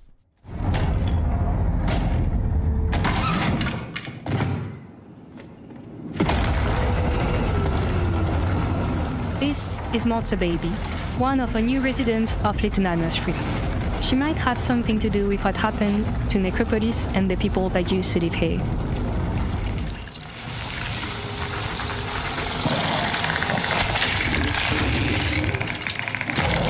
It seems that crows are not the only living inhabitants left. And to defend themselves against this threat, Lo and Elon had to work together and find new uses for the items. Wow, night has fallen on Necropolis. It's the first time ever. Bring the family.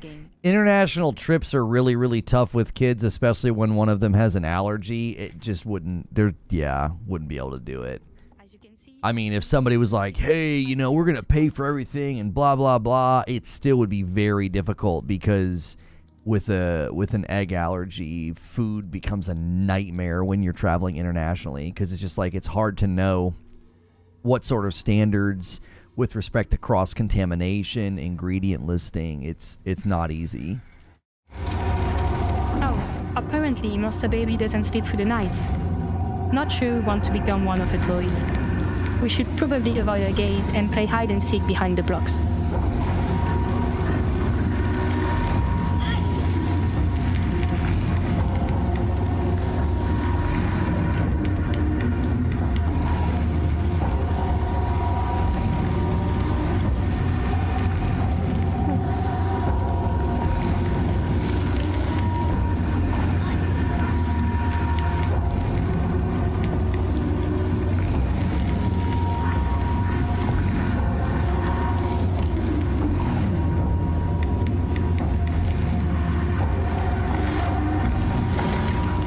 It should be safe here. That's it for now. Thank you all for watching this gameplay walkthrough. We can't wait to show you more about the game. I love those games. I loved Little Nightmares 1 and 2. The way they bring this sort of nightmarish, macabre world to life, and yet it still feels like a game that you can play and enjoy, but it also feels very real and organic, like the set pieces and stuff. They just do such a great job with it. Well, that was a spooky new look at Little Nightmares 3, which is coming to Xbox in 2025. So now it's time to go to the vault with Skyline Valley out now and the Milepost Zero update launching very soon. Our next guest has plenty to chat about. Here to give us more. Yeah, we'll just bring a ton of Pop-Tarts. Yeah, it would be ridiculous expensive for my family to go to Germany. Right now, we can't really afford vacations. We just go on like family trips to see family. So like we'll drive to Ohio. We did the trip to Atlanta. We'll go to Florida to see family. Like we don't really take like vacations where we, spend a ton of money and fly and do all this stuff. It just isn't in the cards right now. It's tough to do that. I mean, it's expensive. If you guys have a couple of kids, it's not cheap. Timeline from the community involvement. Sure, yeah, that's a great question. I've said it before, Bethesda Game Studios has the best community in gaming. They're so great at giving feedback, saying what's not working, saying what they'd like to see. So the team always makes sure to stay on top of all that feedback, whether it's on Reddit or Discord or whatnot. And what we do is we kind of boil it down to large strokes, bigger trends, right? And what features can we make to satisfy these things that players want, and how do they fit across a timeline while satisfying our builders and our adventurers alike?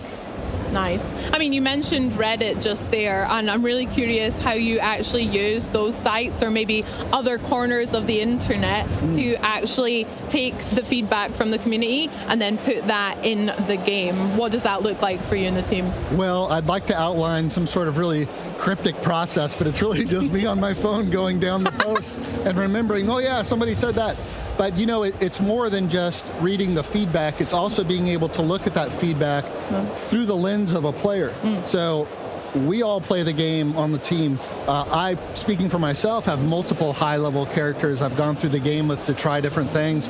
Multiple new characters fresh out of the vault to try different things. So looking at that feedback that we get from players through the lens of players ourselves and kind of trusting ourselves to make the right choices for the game. Nice. Showing off with quite a few high-level characters there. I see you. And by the way, I made those myself. I wasn't giving them. Thank you. No, that's very good. We were chatting before about one of your latest characters, your ventures. Care to tell us or share with the viewers about the captain? Oh yes, the latest character sometimes shows up on the socials, and that's Captain Nuke McCloud. Nice. And Captain Nuke McCloud lives up to his name and loves to drop nukes. So we get the community together and they follow me around while I drop nukes, and we just have a lot of fun. I'll stay out of the way of those servers. That's avoid the nukes. Yep. What is the reaction from the community that you see when you do take those comments, that feedback, and actually put it in the game? What's it like seeing the reaction to those from the community? I think it's great. It's the type of feedback that we kind of get over time, right? Because it's not so much taking a specific thing like I want a neon green wig or something like that. It's looking at, hey, I'm looking for more things to do at the end of the game. I want more challenging experiences. So as those features kind of come out further down the road, we see that positivity from players reflected back at us through comments and feedback. That's really cool. I mean, yeah, I love some character creator options as well. So maybe a neon green wig would be great, but that can wait as well. We've got plenty to do in Skyline Valley at the moment as well. And with that came the first new map expansion for the base game. Can you tell me what that means to you and the team and to the game itself about having that map expansion? Absolutely. So I've been referring to it as a map mutation. Nice. Kind of keeping it within the vein of Fallout. But what I've come to learn over the years is that players really love to play on the Appalachia map. Appalachia in our game is really kind of the main character, and we were introduced to Appalachia when the game first came out, and it's really changed since then, and all the updates that we've had. So knowing that players really like to stay in Appalachia and experience that, we wanted to give them opportunities to continue telling their own stories. So using Skyline Valley as a reference, they have more places to build, more places to adventure, and also using Skyline Valley for a way to further the story of Appalachia itself, telling our own stories for the players to experience. So the idea for Skyline Valley came from Vault 63. It was really mysterious what was going on there. So we were thinking, what should this new region look like? Well, it's about Vault 63, and that's dark and mysterious. So let's make this region dark and mysterious. And so that's kind of where the tone of the new space came from and the thought behind it. Yeah, I mean, I think it's the mission, the pre-update mission that you do, and you go to that massive big manor house and like literally just looks like hellfire everywhere around, and it is very much dark and mysterious, but also very fun to explore. What other things in Skyline Valley, what other game features were added with this new update, the latest one?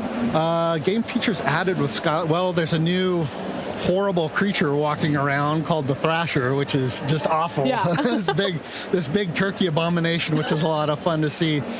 We've also got a new boss in there that's triggered by nukes, the trifecta terror, the trio Storm Goliaths, which are really fun to fight. And they play off one another, which is kind of a new mechanic. You kill one, the other two get stronger. You kill one of them, and the last one gets really strong. So that's fun. Yeah, that is fun. And also terrifying. That's great. Yeah. And then also with Vault 63, we've got a whole bunch of ghouls in there too, which is fun. And speaking of ghouls, it would be fair to chat about the Fallout TV show and my favorite character, Walton Goggins, aka the Ghoul. So how are you enjoying the TV show, firstly? Have you enjoyed it? Which viewing? I've watched this series about 4 times. Heck I love it. Great. Awesome. You can recite it already, probably, dreaming about it. What I love most about the show is through the visuals, through the story, through the characters, how true to Fallout it was for people that maybe weren't familiar with Fallout before, or maybe had played other Fallouts in the past, watching the show, experiencing that story and wanting more. Where can they get it? Come to Fallout 76, come to Fallout 4, come to 3.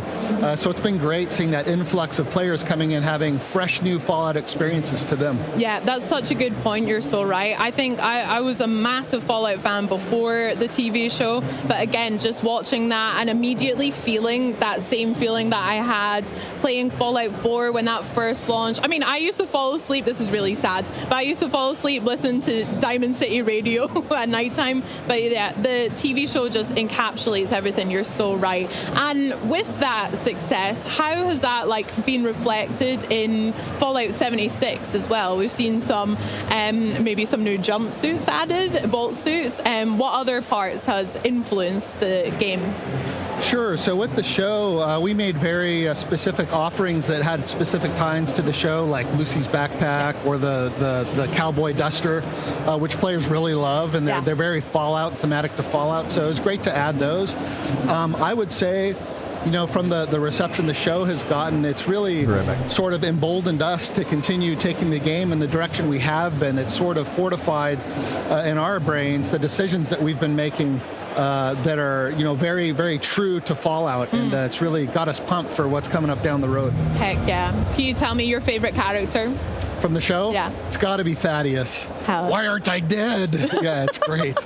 So funny. Thaddeus is great. Thaddeus is good. I like all the characters, but Thaddeus had me laughing, yeah. Stunning. Now, we've mentioned a wee bit about Skyline Valley, but obviously we have Milepost Zero coming up very soon. What can players look forward to in this new update coming? Milepost Zero is a really exciting update. Of course, we've got the caravans that we've been talking about that I was watching players play just back there, which was a lot of fun. Caravans is awesome. We've also got a new legendary crafting system, which gives players a lot more agency into making specific gear they want for their builds, gives them a bit more control. And we've got best builds, which is a great step forward for our builders and being able to connect them so they can share their builds in game much easier and show appreciation to one another. If you run across a best build camp that you like, you give it a thumbs up, and upvoted camps with most thumbs up get featured on multiple servers across Appalachia, so it's really cool. That sounds sick. I'll definitely be challenging myself. I love games like Fallout, and then also in Elder Scrolls Online, and then I love building in The Sims as well. So yeah, definitely I'll be building and maybe taking some inspo from the rest of the community as well. That sounds awesome. Cool. I can't wait for that. Now, you mentioned as well, you've seen some of the fans playing it here on the booth at Gamescom, and then also in the public test server just now. How have you found the reaction? Are people happy with it? Are you excited? Have you been taking notes as well? It's great. I think overall they're really excited. Again, it goes back to giving our players the tools and the agency to make their own stories in the game. So what better stories are you going to come up with than running the perilous route of Skyline Drive while being assaulted by giant thrasher turkeys and raiders, doing caravans with your friends? It's just super cool. Yeah. There's some many new adventures to look forward to. That's so sick. Now, can't wait for Milepost Zero, but John, is there anything else that you want to share with me today maybe? Maybe there is. We've talked about Milepost Zero quite a bit. Yes. Milepost Zero is awesome. We know that's coming out pretty soon, September 3rd. We've got Ghouls coming out early next year. What's in between? We've got an exciting update coming out this December. This December, players get to experience the Gleaming Depths. Heck yeah. Raids the Gleaming Depths. This is an end-game experience for our most hardcore adventurers, full of nasty bosses that are tough to take down, big challenges, teamwork. It's great. And once players get to the end of it, if they live to tell the tale, they get a chance at getting 4-star legendary weapons, power armor, and gear. Sick. I love that exclusive. Let's go. Gleaming Depths. I cannot wait to try that out. I'll have a lot of grinding to do, but yeah, maybe the captain can come in and help me out level my character up. Love that so much. John, I've got one more question that I'd love to know the answer for. Would you rather eat a fried rad roach or some glowing fungus stew? So I'm not going to get into specifics, but I kind of already have a preference from past experience. I have had glowing radroach before. I was at the show premiere. It was absolutely fantastic. I would never turn down the opportunity to have that again. So glowing radroach. Glowing radroach. Absolutely. There we go. We heard it here. John, thank you so much for chatting with me, and thank you for joining us. Now, fans obviously won't have to wait long at all for the next Fallout 76 update. Milepost Zero launches September 3rd. Check out Xbox Game Pass to play Fallout 76, as well as a metric ton of other titles right now. Remember, with Xbox Game Pass, you can get new games on day one, like Call of Duty Black Ops 6 on October 25th, play some of the biggest games of the year, and unlock partner benefits from our pals at Riot Games and EA Play. And if you're not already a Game Pass member, what are you doing? Join now and get your first month of PC Game Pass for $1 or €1. This offer won't last long, so act now. So coming up, we have the team from Towerborne stopping by to walk us through their latest gameplay demo. But first, it's the latest from Planet Coaster 2. I'll be interested to see if they explain why Towerborne is a free-to-play game. The explanations don't even make sense when I read the one blog. I'm like, this you're not saying anything. Feels like a bunch of generic corpo speak. It's like, I don't get why the game is becoming free to play. Is it going to be an ongoing game? Is it a live service game? Like, I don't know. I was really looking forward to Towerborne. It's going to go into early access on Steam first. We have no idea when Xbox is getting its preview version. That game doesn't... I don't understand what happened. It just seems weird. It seems like another game that, like, Xbox said, hey, we want to show the game. We want to include it in the marketing. And they trotted it out well before it should have been trotted out. Will they pressure the developers to ask that? I don't know if they'll pressure them to answer that. I think they're just going to say, you know, what's behind the decision to go free to play? I mean, I think that's a valid question. I don't think that's a high pressure, gotcha question. I don't know. It seems like a fair question to ask. Yeah, subscribe to Game Pass to play a free-to-play game. I hope you enjoyed the trailer for Planet Coaster 2. I'm here to show you a bit more about the game. Let's dive in. I don't think you guys will mind if I talk over this. Is that not false advertising? Just get rid of all the other tiers and just call it Game Pass, bring back Xbox Live. Yeah, I mean, the marketing around Game Pass is just going to continue to be strange because, play it day one on Game Pass will eventually only refer to Ultimate, which they raise the price on. I mean, I don't know. I think the whole situation is just bizarre. They stressed play it day one on Game Pass so much, and now they're going to have to say play it day one on Game Pass except for Game Pass Core, Game Pass Standard, but you can play it day one on PC Game Pass, and PC Game Pass is $12, which is cheaper than Game Pass Standard on console. The whole thing is just so muddled at this point. There's not a clear, clean offer anymore. PC Game Pass being cheaper than console standard and getting more features is really strange. Ultimate being the only place with day and date, we kind of saw that was coming, but still, it doesn't make it strange. It doesn't make it confusing to people. Excuse me.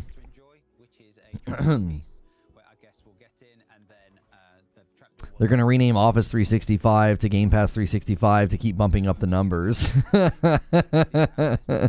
Yeah, dude. They're going to have more Game Pass subscribers than ever. It got away from them. Yeah. Yeah. I think Towerborne looks great. It's one of those titles I was like, oh, yes, I love when they get those types of titles.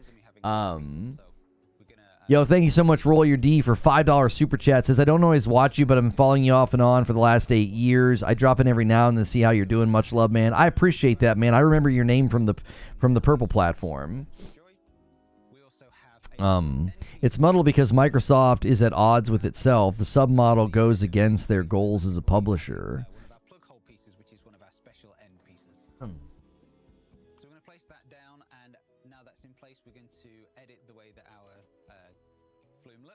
If I was a consumer and they keep telling me that I'm getting Black Ops Day and Date on Game Pass, but I don't get it on the standard one, I'd be pretty pissed. Yeah, I mean, especially when they're like, play Day One on Game Pass, and somebody goes to sign up for Game Pass with the new breakdown. It's like, well, do they know that they have to pick Ultimate? Like, does it make that really, really clear? I just, I don't know. Get new Excel templates Day and Date on Game Pass.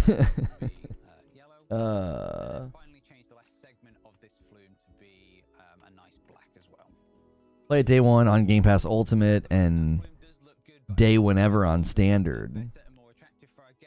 Yeah, play it on Day Whenever, right. We don't know. Within, what, 6 to 12 months is what's been speculated? What is this? This is Planet Coaster 2.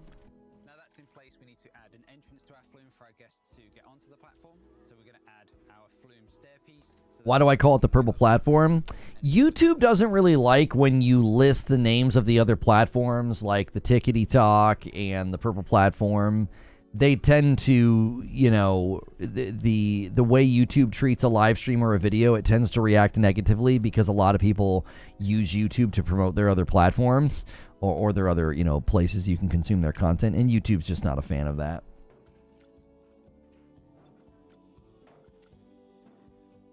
I think the Phil meeting was very telling. You mean the Phil interview that they did? These games are dope. I love the freedom that these games give you to do like what they just walked us through. I think that's really cool. It just never really has appealed to me, but I get why people get into it.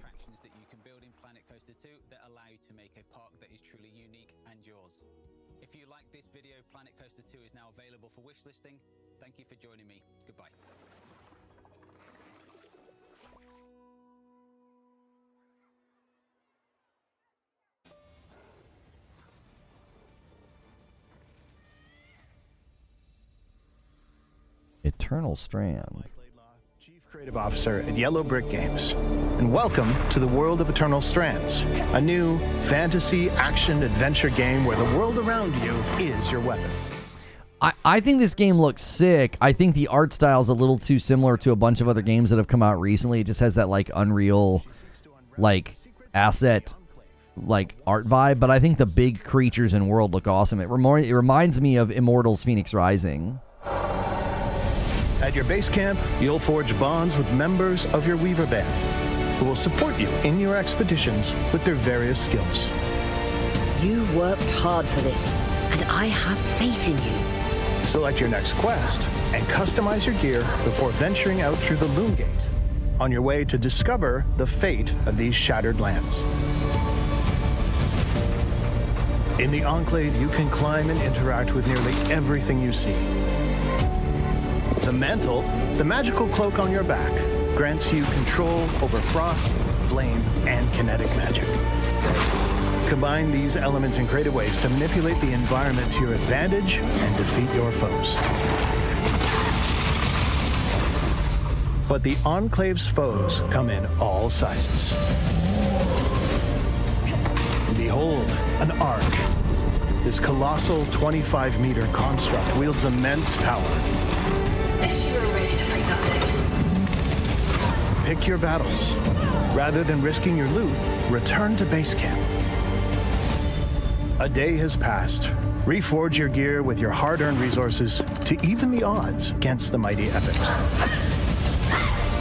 No two battles are the same, as epics roam freely between maps, and extreme weather alters the battlefield in this true physics playground.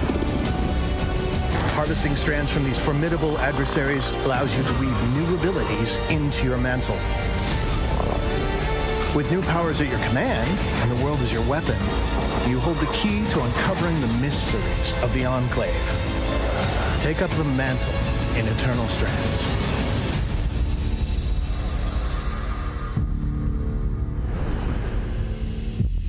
coming early 2025. Yeah, reforge your gear. Yeah, let's partner.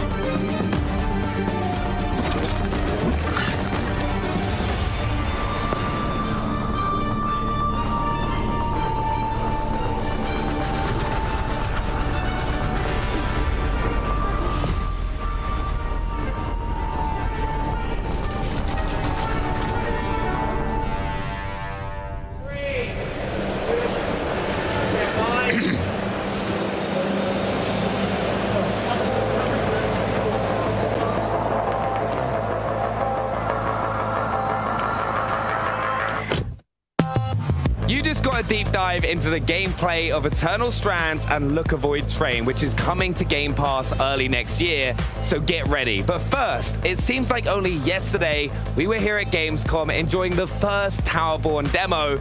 Now, a year later, the game is nearly ready for prime time. Joining me now with more is Stoic CEO and President Tricia Scoffer, Game Director Daniel McLaren, and Co-Founder and Chief Creative Officer Arnie Jorgensen. So how is everything going at Gamescom, Tricia? It's fantastic. We're so excited to be back. The crowd has been exceptional, as always, and the booth's been full, and players are just enjoying themselves. A lot of excitement, a lot of smiles on their faces, and we're just happy to always have the game in the hands of the players. Yeah, it's been amazing at Gamescom this year. So many people, but it's also been a huge week for you guys. Indeed. Tell me a bit more about it. Absolutely. On Tuesday, we announced that we will be on early access on Steam on September 10th. Yep. And we're coming to game preview on Xbox and Windows PC in 2025. So really not that far away as well. 19 days. And I'm also so excited because we've got a demo that we're going to be playing. But McLaren, for those that haven't seen Towerborne yet, can you give us the elevator pitch? Why is this game going to be so much fun to play? Yeah, so it's the quintessential side-scrolling brawler, which you see generally in like a smaller single-player, shorter experience game. We've decided, why not make this a bigger game? Why not put in sweet loot drops? Why not let your friends play together, collect cool stuff, and kill bigger enemies, and then brag about it? So that's basically what we built. It's what we all love to do as well. Yeah. And it's one of the reasons I'm so excited to hop into this demo as well, because I got to play it here last year, and honestly, I love these type of games like World of Warcraft I brought up on, but going into Towerborne, I'm a little bit competitive, and we've also got 3 different characters on screen. So I think, Arnie, if you can kind of talk us through what each of us can do, the different abilities that we've got. Sure. So everyone just kind of mess around on this first screen before we get too deep. But we're going to be going to early access with 4 different classes. Here we see the Shadow Striker. She's got dual daggers, and she can move about the screen really quickly and do high damage. Then we also have the Sentinel with the sword and shield. He can block, and he can also parry. So if done at the correct time, you raise your shield, bang, they become dizzy. And then we got the Pyro class here with the War Club. Big, slow, heavy damager that can fight through damage. So that's the 3 that we've got right here. We're not showing off the Rock Breakers, which, I'm sorry. No, that's not daggers. That's the Rock Breakers with the giant clubs. I know, this is the thing. What we're not showing is the dual daggers. That's right, the Shadow Striker. I'm sorry. No, I'm actually quite excited because I have seen Tricia use the fists before, right? And I was like, she was doing a lot of damage, so I was like, that's what I'm playing as. So I've also got is it an ombre above me? Is it an umbra? An umbra. An umbra. And so mobile game? It doesn't look like a mobile game. Stop. No doubt. We're going to be launching with about 9 different umbra and then adding them as we go through early access. But all the different umbra give you different abilities. Some could do damage. Some could do healing. So just to clarify, it's not the complete game in early access. They're going to be adding things as they go. So this game, even when it comes to game preview on Xbox, it's not the full game. If you press your right bumper, that's when you're going to do this massive damage punch. Oh. Okay. So I don't want to use that. So that's the little thing on the bottom of the screen, isn't it, when you can kind of see the bar? So the orange bar, if you look at your HUD up there, the orange bar, as that fills up, that will be your right bumper button. That's the special ability. Okay. The 3 little pips down at the bottom, when those turn blue, if you hold your left trigger and hit your light attack or your heavy attack, it will do one of 2 special abilities and consume one of those pips. Okay, nice. All right, should we go forward to our first fight? Right, I'm kind of just... Good luck, Ben. All right, I'm going in first. It's not because I'm trying to do the most damage, I promise. There's a lot of different things to remember for each class, but for now, just have fun playing. You'll learn the class over the hours of playtime. And there's like combos, isn't there, that you can do? So you kind of want to set it up to do the most. And that's right. The little bar on the bottom. How do I get that to charge faster? Just by hitting things, or by completing combos. By completing combos, it's going to fill up much faster, and that's your weapon meter. How do I know my combos? Is it just like mixing up like fast and heavy attacks, or? Yeah, it's a combination of using your light and your heavy. It's a 4-button combo system, so any combination of those 4 buttons will do different things. And if you hold down X, you can launch enemies into the air, get up there and do some aerials. Ooh, nice, coming in and stealing my kill, Benny. I appreciate that. I would never do. I'm not a kill thief. I am just getting involved. Sir. I am. I'm happy to. That was help that out. I'm not sure that the people watching here know that there's a friendly rivalry going on right here. We're actually tracking damage done in this, so we can see if Benny can beat Trisha and McLaren. Don't know what you're on about. Please. We're going to find out, aren't we? Oh, no, I've just missed. I've just wasted my combo. It's a no-lose, McLaren. If you win, you basically be a professional gamer. Pretty much. No. That's the goal here. I know, you guys are running too far ahead, right? This is... Right, there we go. No, I'm good now. Don't worry, I've got my own enemy. It's been my dream to beat a professional gamer, so... Hey, can you not steal my damage, please? That's my damage. Absolutely. Oh, you just stopped him getting up. Yes, sir. If you hit him early enough, you can whack him pretty quickly. It's like whack-a-mole. How you doing over there, Benny? I think I'm doing good. I think I've done a lot of damage. I'm hitting my combos. Oh no, I've just missed. I keep wasting my. Okay, no. How you doing? No, I feel like I'm falling behind. Man, Trisha's got the best weapon with that spin to win. That's normally my weapon. Trisha's actually playing McLaren's weapon. I know, it's so irritating. But Benny is playing Trisha's. Trisha's That's really true. good with the rock breaker. Maybe you haven't seen my stats on all the weapons yet, but I played them all. Don't you worry. All right, hold on. There's a couple more people over here. I'm determined. Too slow. Okay, wait. So right now, I'm actually quite low on health. I've taken a lot more damage. Well, that's Trisha's okay. taken none. I've got you here. If you come up a bit, there's a healing shrine. Oh, yes. And that'll just get everybody refreshed. Because get ready. So hold on one second. Hold on. Let's wait a second. But if you did die... Right. Yeah. So the way the death works in this game, when you die, your Umbra is going to come over and it's going to res you. But if you run out of lives, then it takes your teammates to res you, and it's oftentimes hard. If they take damage while doing it, then you're dead. But I want to talk really quickly. We've come into this mission for a reason. We're in this mission Trisha. because we want to beat Trisha. We heard that there was a boss in the area, so I think we're on its trail, and we'll see what happens here as we enter the next cave. Yeah. Okay. All right, here we go. Are you ready? Are you McLaren, are you sure you're ready? Here we go. Let's go. Are you sure? All right. Let's go. All right, wait. No, you know where we're going. There we are. Oh, no. All right, there we go. No, there we go. It's the Pango Jira. Now, if you notice, there's a break bar at the bottom of the screen right under the health bar of the boss. McLaren, tell us a little bit about that. So it's a quintessential break bar. The minute you break it, it will stun the boss and allow you to go into a punish phase. And so, geez, man, it's always those rocks, always in the face. Pay attention. I know. So now he's in a broken phase, so now you can just do all of your combos, do all of your damage. Pummel him. Yeah, this is where you really get. This is where you get your damage. This is where you get the numbers up. I'm going. That's where I'm going. Get your numbers up. There we go. I need to use my ombre. Your ombre? I love it. I don't know why I'm calling it. Officially change it to ombre. I don't know why I'm calling it an ombre. I think I'm officially changing it to ombre. We're literally doing about We just turned this game into an esport somehow. All right, come on. I got knocked back. Wait, are you dead? No, not even close. He took damage. Now, I do have to say, this boss has been wrecking people on the show floor. Yeah, it's been pretty great. But we've got some people here that have played this game before. Yeah. That might be making it look a little easy. Oh my god, there's so many rocks getting thrown at my head. Right. Right, here we go. Right, I need time as well. Boink.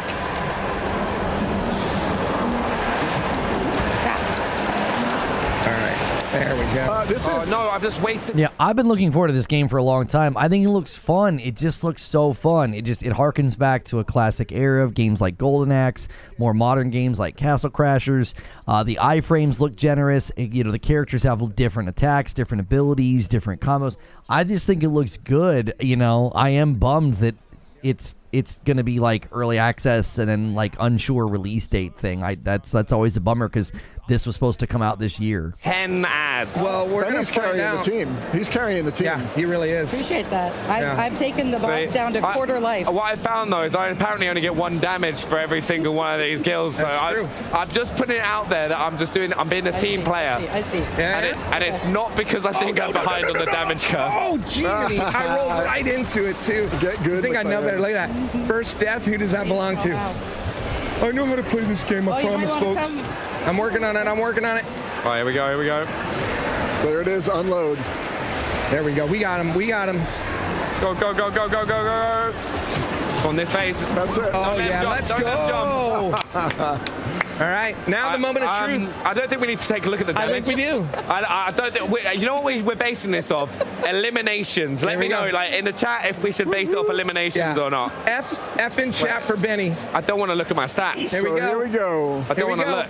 Damage. Oh, I'm sorry. What's going on? 12,000. Let's go. That's okay, Benny. You can play again later. Can we like? Come on, I know there's something wrong. I defeated way more than 9 enemies. Did you though? I swear I did. Did you though?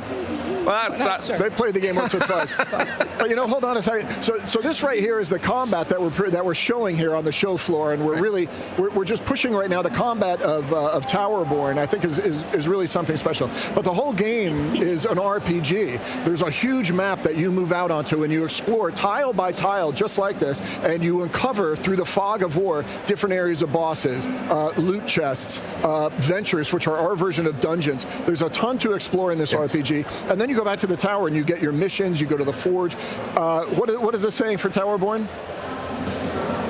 Yes, that's right. I totally blanked. Hold on a second. I was like, you're the one that told me. Yep. I was basking in my success, and I just wasn't listening to anything except that I beat Benny, a pro gamer. The saying of Towerborne is, by the way, I want to explore the world, and I want to be strong enough to do it. Next time, I'm going to get some practice in, and I will beat you. It's right there on the floor. Yeah, I'm not going to. I'll be there a week. That's not going to be. We'll do it. You guys join in Zoom, play a game. We'll show it on the site. Yeah, we'll do it. But one thing I have to say is we're seeing more games go into early access.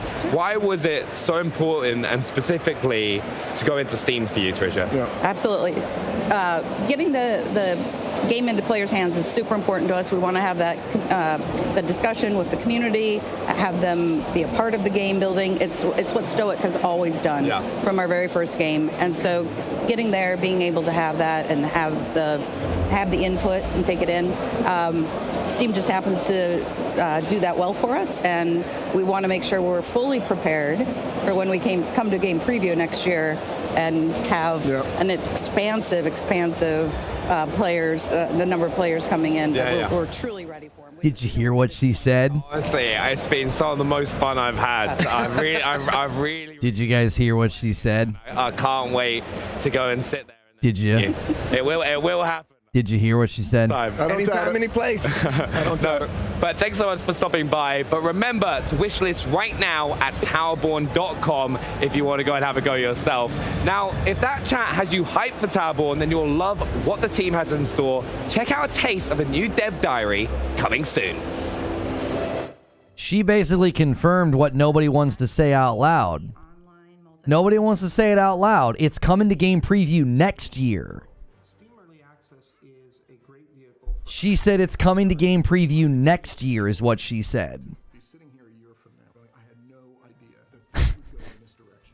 So the whole like, oh, it's going into Steam Early Access and then it's going to be on Xbox shortly after, or oh, it's coming to Xbox this year. No, it's not. She just said it's coming to Game Preview next year. So all the people that got on my tweet and were yelling at me, oh, can't you read? Yeah, I can read. And they kept it vague so that you wouldn't catch the fact that you're not getting it this year. Jiminy. World of Metaphor ReFantasio, a fantasy RPG from the minds behind Persona 3, Persona 4, and Persona 5. Plus, the team from Thunder Lotus will stop by to help us all survive God's judgment in 33 Immortals. And Yes. Lena, we're going to give you a... Yes, I want more info on 33 Immortals. Thanks for watching, and auf Wiedersehen. Bye!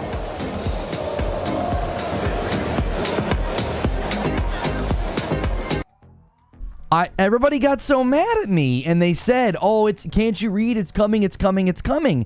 And it's like, dude, no, it doesn't say that. It says it's coming to Steam Early Access, and then it's coming to it's with it in tow or whatever. The way Jez wrote the article, and the way he wrote his tweet, everybody thought, oh yeah, can't you read, dummy? It's coming this year. No, it's not. Yeah, tomorrow will be good. Tomorrow will be good. It looks fun. Yeah, I think Towerborne looks great. I've been looking forward to Towerborne for a long time. It's just another game. It's just another disappointment. It's like, oh, for frick's sake. I'm glad they're doing early access. I hope they get some good feedback and make some good decisions. I really, really do. I really hope they're able to do that with Towerborne because I think it looks really fun. I love games like that. You were right again? Bro, I don't have the energy to take any more victory laps. It's like I'm sitting here. It's like, man, what is it, like the 7th thing this week that I've tried to tell people, and I get yelled at and called names instead of just being like, are you guys paying attention? Early access this year. Yes, early access year on Steam, dude. It was supposed to come to Game Pass this year. You don't need it. It's a free-to-play game. It's going into Game Preview next year, she said. Early access only to Steam. Yeah, the lady just confirmed it. She just said that it's going into early access Steam. Steam does this, great thing or blah, blah, blah, however she phrased it. And then she said it's coming to, so that it can come to Game Preview next year. It's just, I don't know, man. It's tiring. Why are you yelling, I told you so at us? We didn't tweet you? I'm not yelling, I told you so at us. I'm just saying it in general. You think I'm individually scolding the 560 people that are here right now? Come on.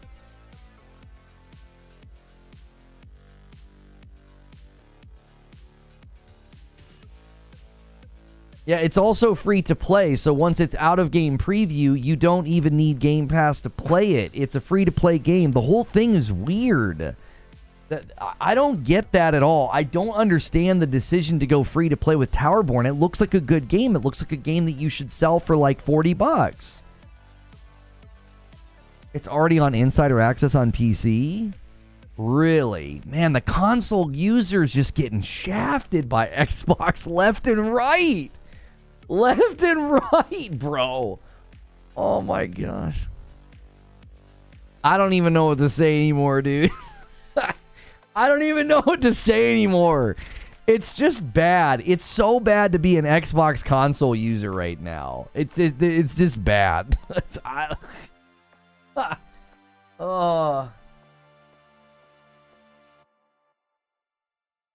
They've been putting Towerborne in their showcases and stuff for a while. They've been putting it right out there front and center, and then it's like, play a day one on Game Pass, and now it's like the whole thing's muddled and weird. It's going into Steam Early Access. You can play it as a PC Insider through Xbox Insider program, and then it's going to come to Game Preview next year.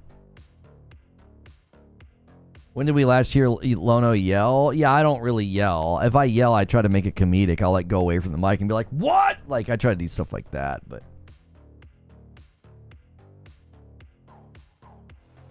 It's to keep people paying for Game Pass. That's exactly why. I tweeted what I did yesterday. I was like, it's just quit with these fake frickin' roadmaps to keep people on Game Pass.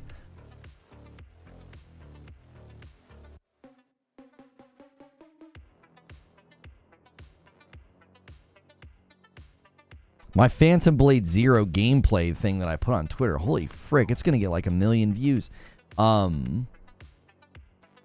It's like all the people yelling at me about Black Myth Wukong. It's like, oh, it's not happening in my game. It's like, yes, it is. Quite literally, the way that Digital Foundry breaks it down is like, oh, it's only important to geeks and nerds who freeze frame. It's like, no, they're literally explaining to you how you're playing a 30 FPS game and they're using frame gen to double the frames. That's freaking stupid. Like, just because you can't see it doesn't mean it's not happening. It's objectively happening. It's not happening to me and my friends. It's not happening in my game. Yes, it is. I said it yesterday. So many people can't even tell.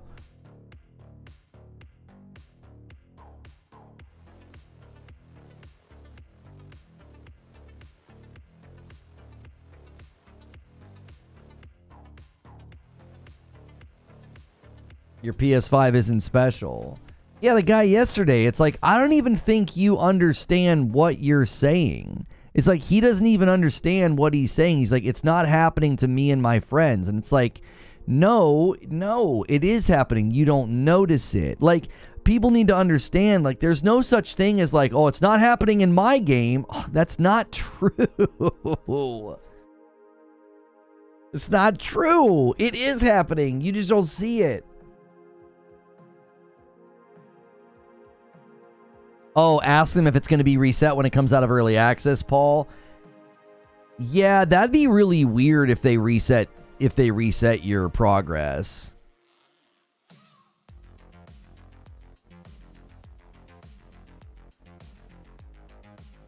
Solono, if that's how they achieve 60 on console and it's complete crap, is that even a fixable issue then?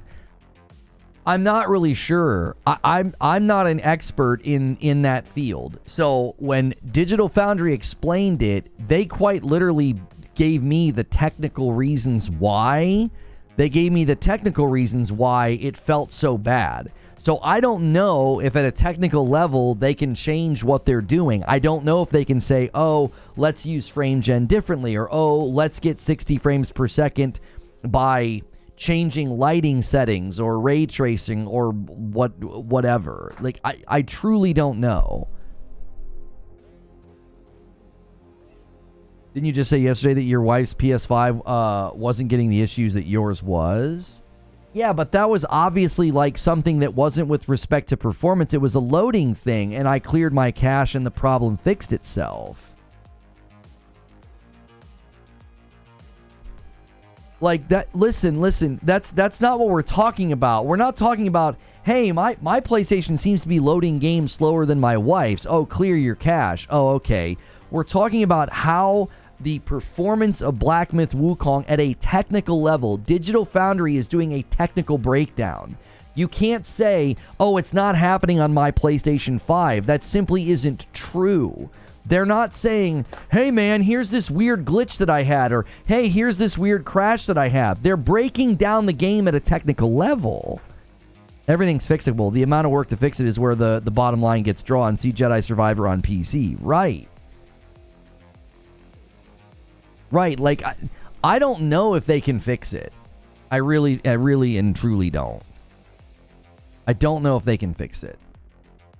They'd have to make fundamental changes to how they are achieving 60 FPS.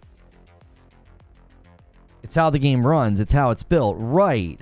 It's not somebody getting angry and putting a clip up and saying, oh, I fell through the map. Oh, my game crashed. Oh, I'm having a weird load time issue. Those are things that might only happen when you're playing under certain circumstances. That sure. But that's not what the Digital Foundry video is breaking down. The Digital Foundry video is basically saying, this is a 30 FPS game, so every other frame is fake. And it's like, no one understands. The people who are responding to my tweet, I genuinely don't think they understand. They're like, they don't get the technical aspect. So they're like, you're just a nerd doing freeze frames and complaining about blurriness. And it's like, no, that's quite literally not what's going on. They're explaining why there's input latency and dropped inputs because every other frame is an interpolated frame. It's not a real frame.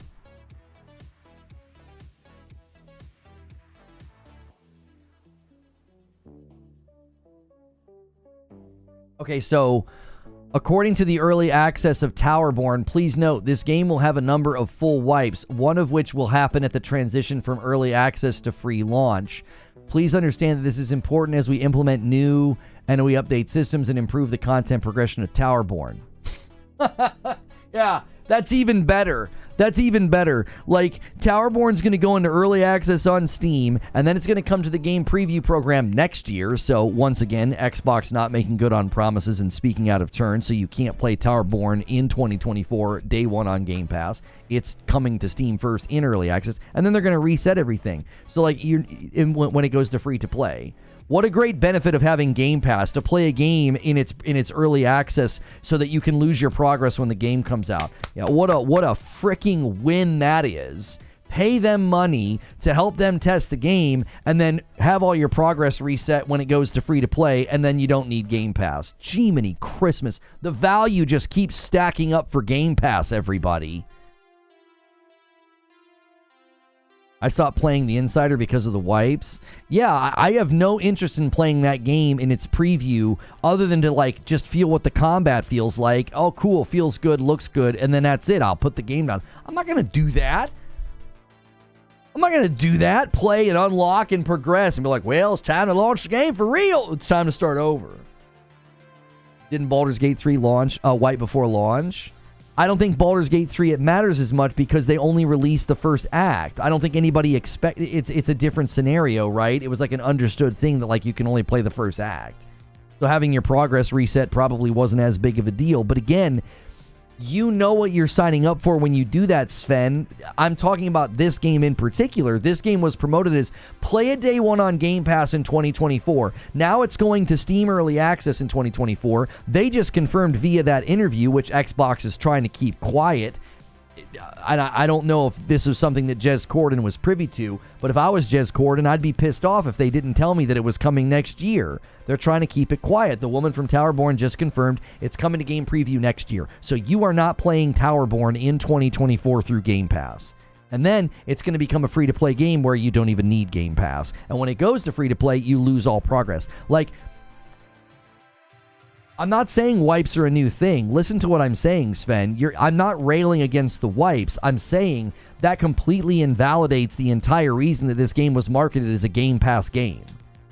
It's now an early access game, and then you get it in game preview, and then your progress gets reset, and then everybody else can play for free. How is that a value to somebody on Game Pass? Like, that's not a value.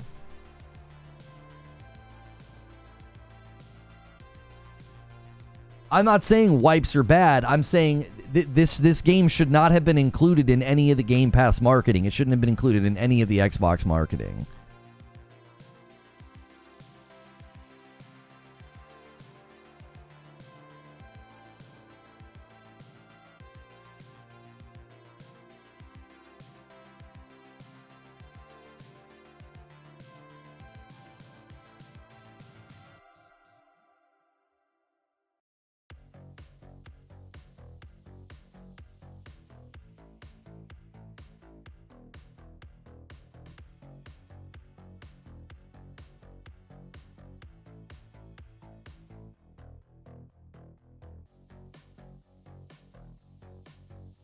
Is the dropped input affecting me enough that I'm losing fights? At least not for me. By the way, I'm also not arguing against technology and the evidence. It's not impacting my experience.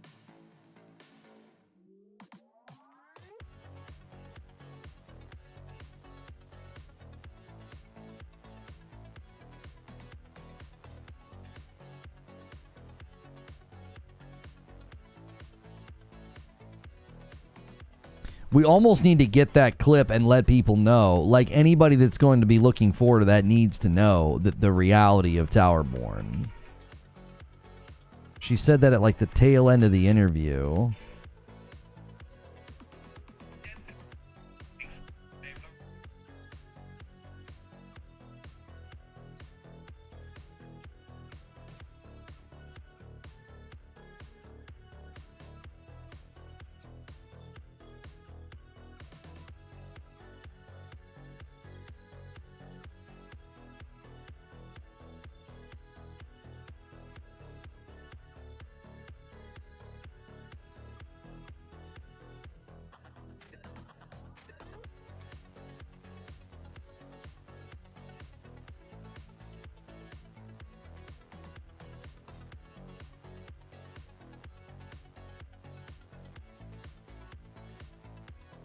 Got it. Yeah, she literally says we're getting ready to come to game preview next year. That's why they're doing the early access thing.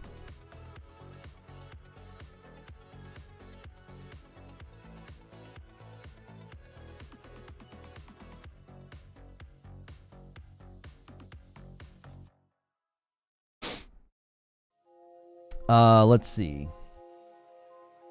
Let me go to my profile. Towerborne. But with an E at the end.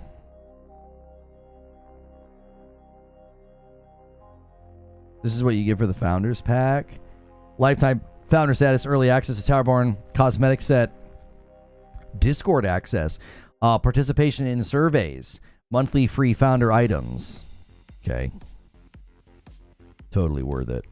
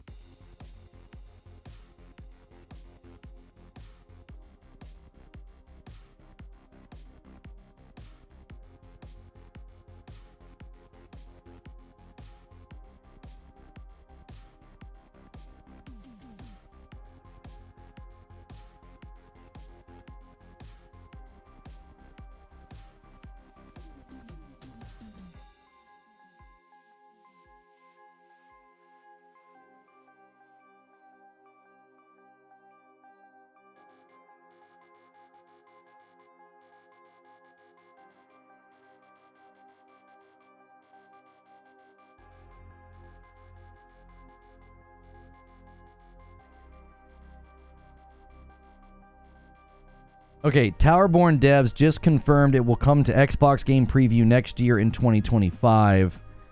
Not this year. They will also wipe your progress when the game fully launches as free to play. I have no clue why Xbox marketed this as a day one Game Pass game. It's just so bewildering.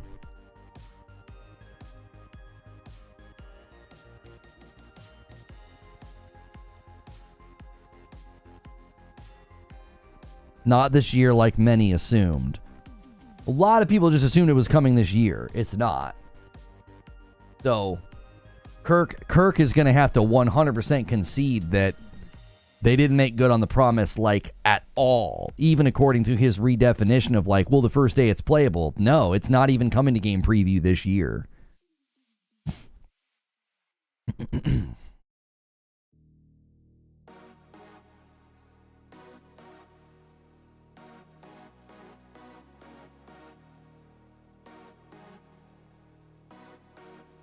If Wukong had a difficulty slider, I would have bought it. I lowered the difficulty on Rise of the Ronin, and I'm having and I'm enjoying the game way more. I'm not into super punishing games. I just want to relax and play. Yeah, I think Black Myth Wukong as a game, it certainly... I don't think it would have been a big deal if they gave a difficulty slider, but I also think it would have kind of gone against the core principles of some of the boss fights. Like, the boss fights seem to be built around, you know... endurance, damage, you know, maintaining your health, maintaining your stamina, and having a difficulty slider really unearths and sort of dilutes a lot of that. A 20 bomb from Detective Seeds Platinums. Holy mackerel. Takes us to 409. I owe you guys another 5 members. Thank you so much, Detective Seeds. I hope you enjoyed your trip. If you're still on it or you're back, either way, you the man.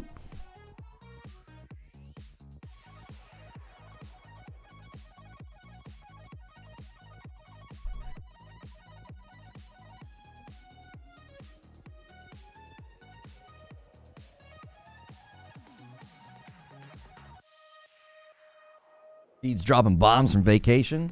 Yeah, if you guys hit 500, tomorrow night becomes community game night. The stretch goal is makes Madam continue her journey in Destiny. You guys have been really enjoying that, so thank you so much. Let me gift the 5 that I owe. We probably should get out of here and head to we can go to Writer's Room. We don't really need to do a Writer's Room because tomorrow we're literally just going to do more Gamescom. I mean, you know, just more Gamescom tomorrow. not a real need for Writer's Room. But we'll go to Writer's Room since we got so many new members today, and then we can ease into some green room. I don't know if I clipped it well. Phone clipping. Oh, when I said, did you hear? Yeah.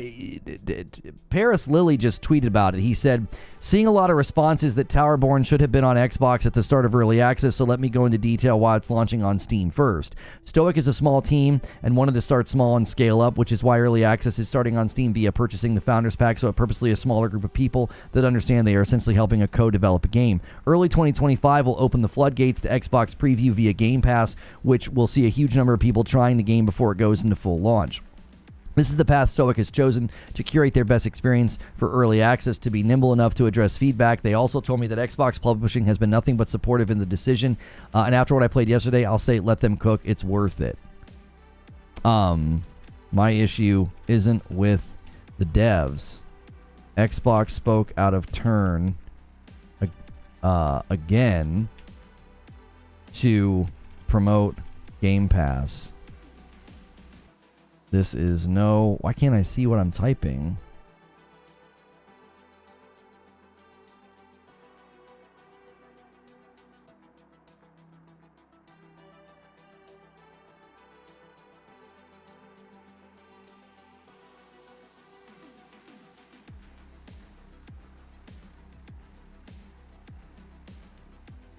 The devs will now take the brunt of negativity for something Xbox did.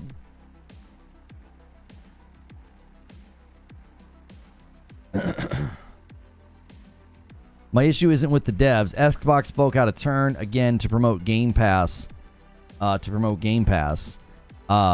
is no longer a day one Game Pass game and will be free to play at launch. The devs will now take the brunt of negativity for something Xbox did. Yeah, that's my issue with it. It sadly has nothing to do. Did Paris delete his tweet? I don't understand.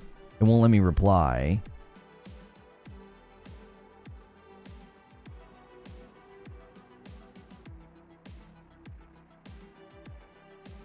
There. He must have deleted and reposted. Maybe he made a typo.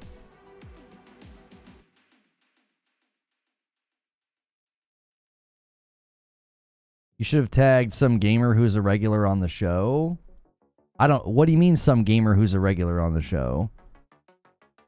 Oh, Kirk? Yeah, I'm not interested in...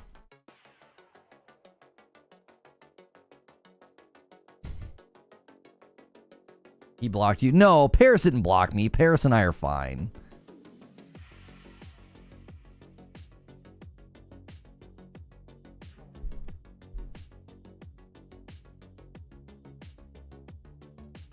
Yo, Ron M with 22 months. A topic for the future seems to be the photorealistic mods for Cyberpunk. What do you think is the possibility to bring them some of those to console?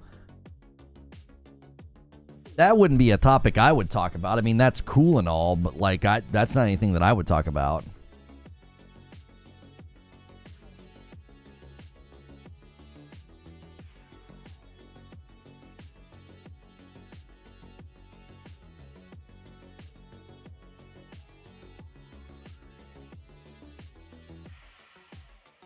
Exactly, it's definitely Xbox's fault. Yeah, the devs are going to get a bunch of angry Xbox fans yelling at them, about this, and it's like they didn't make this decision. They didn't tell Xbox to go out and be like, play it day one on Game Pass in 2024. It's like All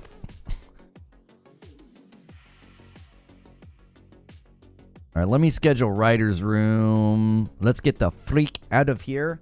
I'll give you guys a little bit of time if you want to scramble and try.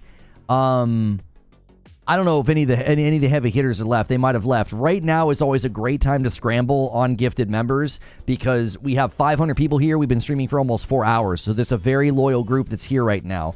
If you guys hit the goal right now, if you scramble all the way to 500, I'll drop a 50 bomb instead of 20. I would only owe you 20. So if you guys can scramble and do that, I will give you time to do that. We're already over 3 hours anyway, so there's no harm in stretching a little bit. And then you guys tomorrow could just work on the stretch goal. So I will give you time to do that. I'm not sure if any of the big boys are still around. I mean, you guys could scramble and do a bunch of 5 bombs. It'd be very, very easy to do that as well. 18 people doing 5 bombs would do it. All right, let me schedule the members stream. Can't get, but we got to get Raven. Yeah, we should try to get Raven back in here. Yeah.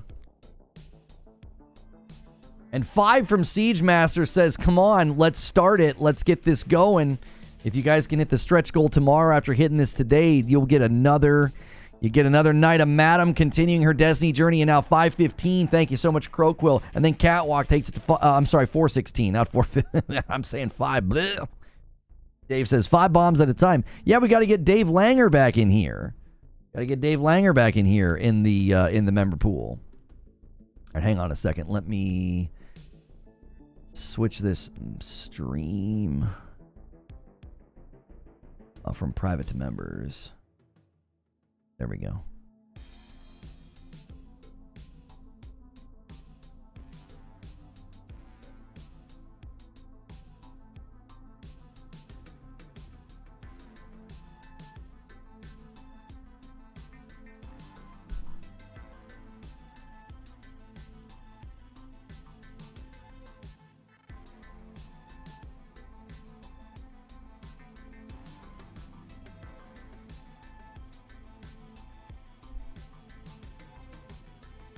And a couple more coming in. Oh my gosh, I wasn't looking. A train is coming in. A 5 bomb from Alex, a single from Joker Quinn, a single from Stonespire, and a single from Roll Year D.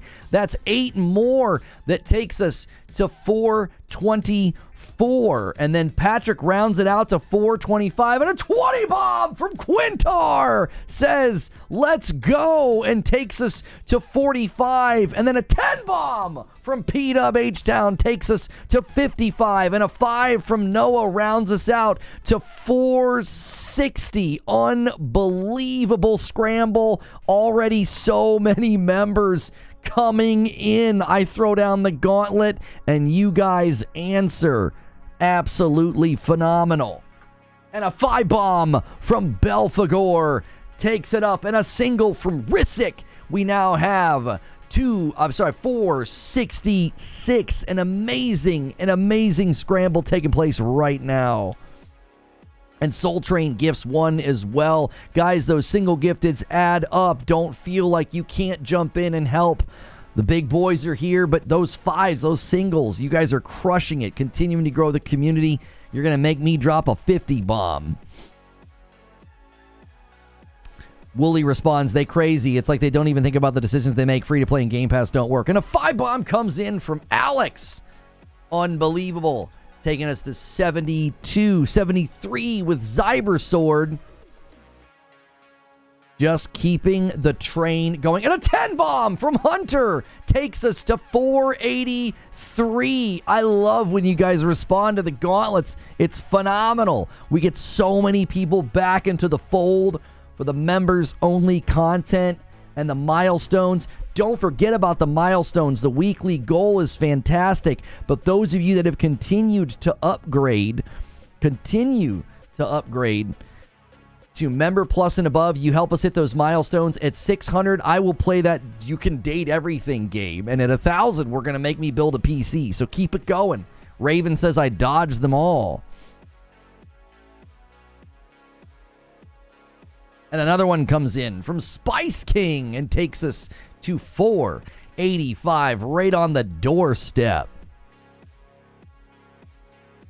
Yeah, the game's going to be free to play. You don't need Game Pass for a free to play game. Hot Shot makes it really easy, and he gets us to 490 with a 5 bomb. Thank you so much, Hot Shot, coming in and bumping the line. And another 5 bomb comes in from Hunter. He just did a 10 bomb, and he's back from war and puts us right there. And a single from Risic, 496. Unbelievable.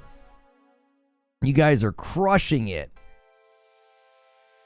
They're getting closed? Who's getting closed? Oh, do you mean to say getting close?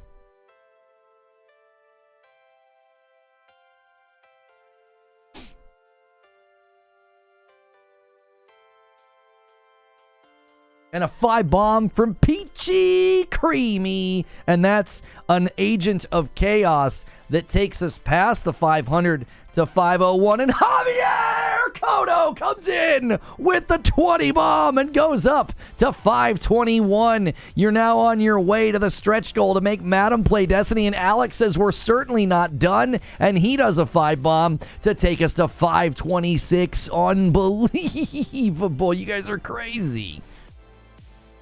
I was thinking the exact same thing. It's like Ghost of Tsushima on cocaine. Yeah, people are really liking that Phantom Blade Zero footage. They really, really are. Thank you, Javier Cotto, again coming in. You guys are absolutely nuts. I now owe you a 50 bomb just like that. I love doing member trains on days like today, man. Get these people in here. Get them in here.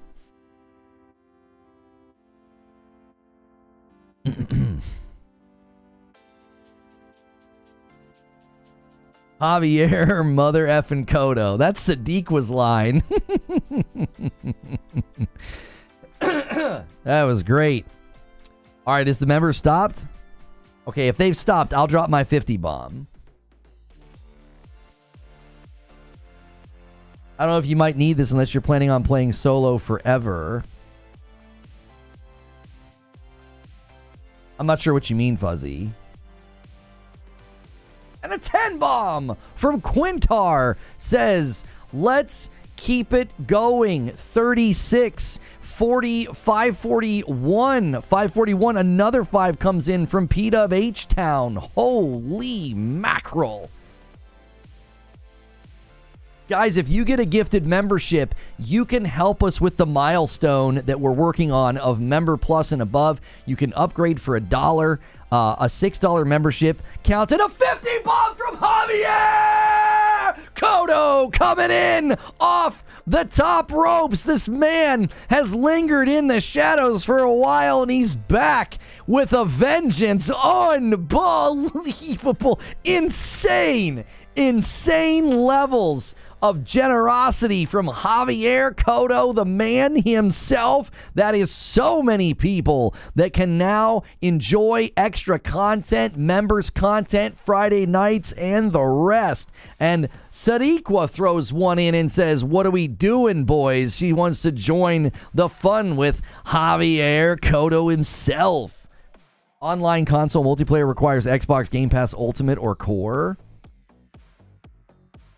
Oh my gosh. Well, I mean, no, that's true for online multiplayer in any game, though, Fuzzy. Yeah. That's any of them.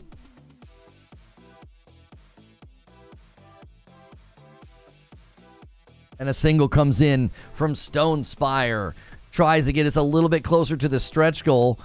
Poor Madam. I told Madam last night, I was like, man, like Madam's probably gonna. I was like, you're gonna have to play some more Destiny, babe. She's like, what? I was like, I think they're gonna hit the stretch goal. I said they're really crushing it this week. Viewers are excited to see the end of Dave's and Raven's losing streaks in Diablo 2 and discussing Javier Cotto's performance in his first ever Nightfall. The gifting train has broken the AI summary. That's phenomenal. Yo, Louis Love comes in with a single gifted. Lono is an indie wrestling announcer. I'd watch that promotion. I wouldn't know what to call any of the moves. I'd be like, and he hit him really hard. And there's another 5 taking us to 599. We're right on the doorstep. Who's going to do the single gifted to get us to 600 and secure the stretch goal before Friday? Spider-Man DualSense controller and cover may be in stock at the PlayStation Direct. If you guys were trying to snag one of those PlayStation covers, be sure to do it. Yeah, I'm glad people are jumping on Erodimus and saying, it doesn't matter. Unless they have additional incentives, as they will be doing some for the free-to-play games they've been releasing. For example, Valorant Game Pass user got access to all the characters in the game. Yeah, actually, if it's a free-to-play game, Fuzzy, then you shouldn't need Game Pass to play it. There it is. Zinthos secures it with his VIP renewal. That's a reason to upgrade to Member Plus or to VIP. But then Agents of Chaos comes in, and Risic says, let's do one more. Let's stop. Let's stop. So you have to play the... No. The Dating Everything game was a milestone. We need 600 people at Member Plus and above. This 600 stretch goal is for Madden to play Destiny. If you want me to play Date Everything, that's the milestone. You guys need to upgrade to Member Plus and above. Yo, Lord Horg gifts a member as well. Thank you so much and takes us to 602. Yeah, let's stop. Save him for next week because I'm about to do a 50 bomb. And then Warpath does a Member Plus. Yeah, what you guys should be doing right now is bumping up to Member Plus. If you want me to play Date Everything, that's a different thing. That's a completely different thing. We will do extra Saturday streams for Member Plus and above when you guys help us hit those milestones. So there is an extra afternoon stream tomorrow for Member Plus. Just hanging out IRL with me. I know a lot of you guys can't make it to Friday night. If you want me to play Date Everything, let's hit the next milestone because you guys hit 500 on Member Plus and above. So consider upgrading. It's really easy to do in a web browser. It's not easy to do on a phone. So we've continued to tell people to try, if you're going to upgrade, to do it on a web browser. So, all right. Raven and Dave reset gifted before Lono's 50.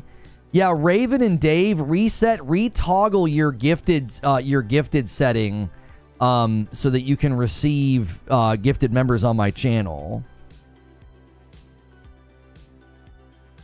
Lord Hork says, I got a free one earlier, just paying it forward. Well, thank you so much, Lord Hork, for doing that.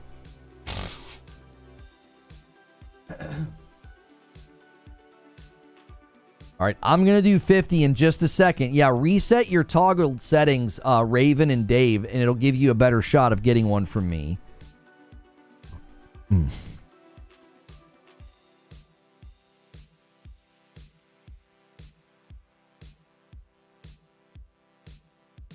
Where on the 3 dots? Yeah, it should be on the 3 dots.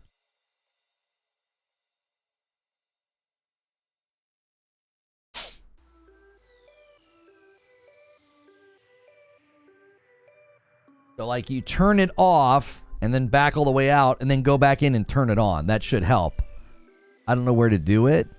You click join like you're going to join Raven, right? And then there's 3 dots. Here, I'll show you. I have to be on a different account to do it, I think. Okay. You click join, right? And then there's 3 dots up here next to the X. You click that, and then there should be a section to toggle gifting or something like that. I don't have the option because it's my own channel.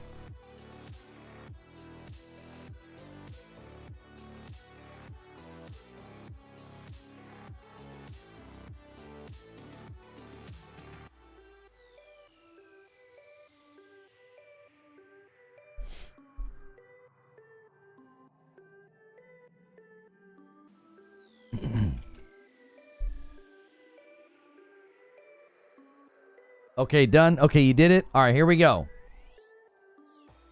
Hopefully Dave did it as well.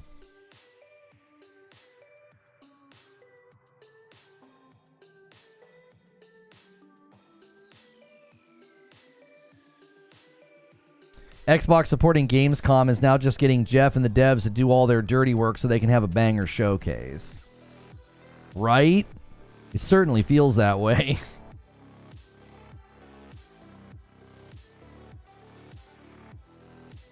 Raven comments all the time that he should definitely get one. Yeah, I think sometimes retoggling helps. I mean, it just seems weird that they wouldn't be getting them.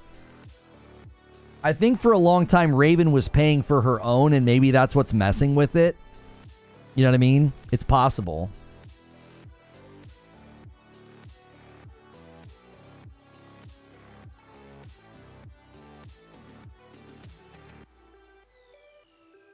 Why am I so emotionally invested in these guys getting gifteds, right?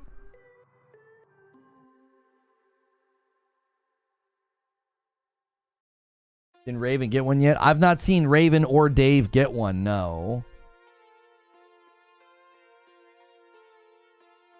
Yeah, Raven paid for her own for a long time, and I wonder if that throws it off. it's really unfortunate because we want new people to get the gifteds. We would really like it to rotate so that new people get to experience the content. It lands on a lot of the same people every month, which is good. There are certain people that we know can't afford it and we want them to get it. But then other times it's like, man, it'd be really great if they kind of spread it around. I never get re-gifted on the day that it expires.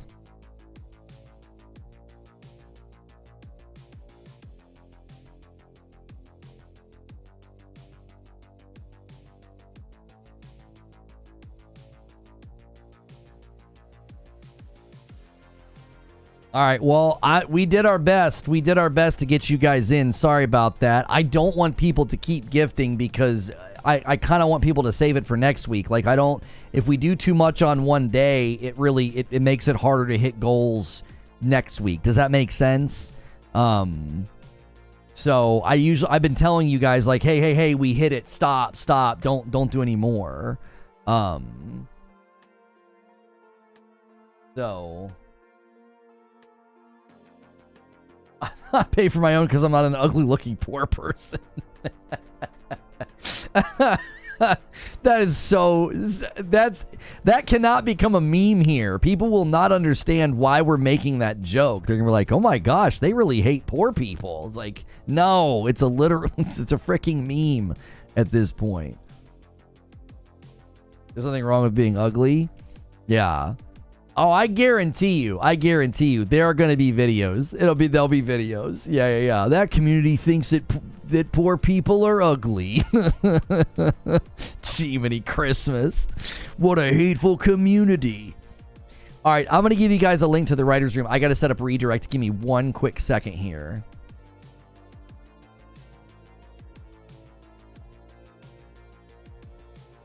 All right, there we go.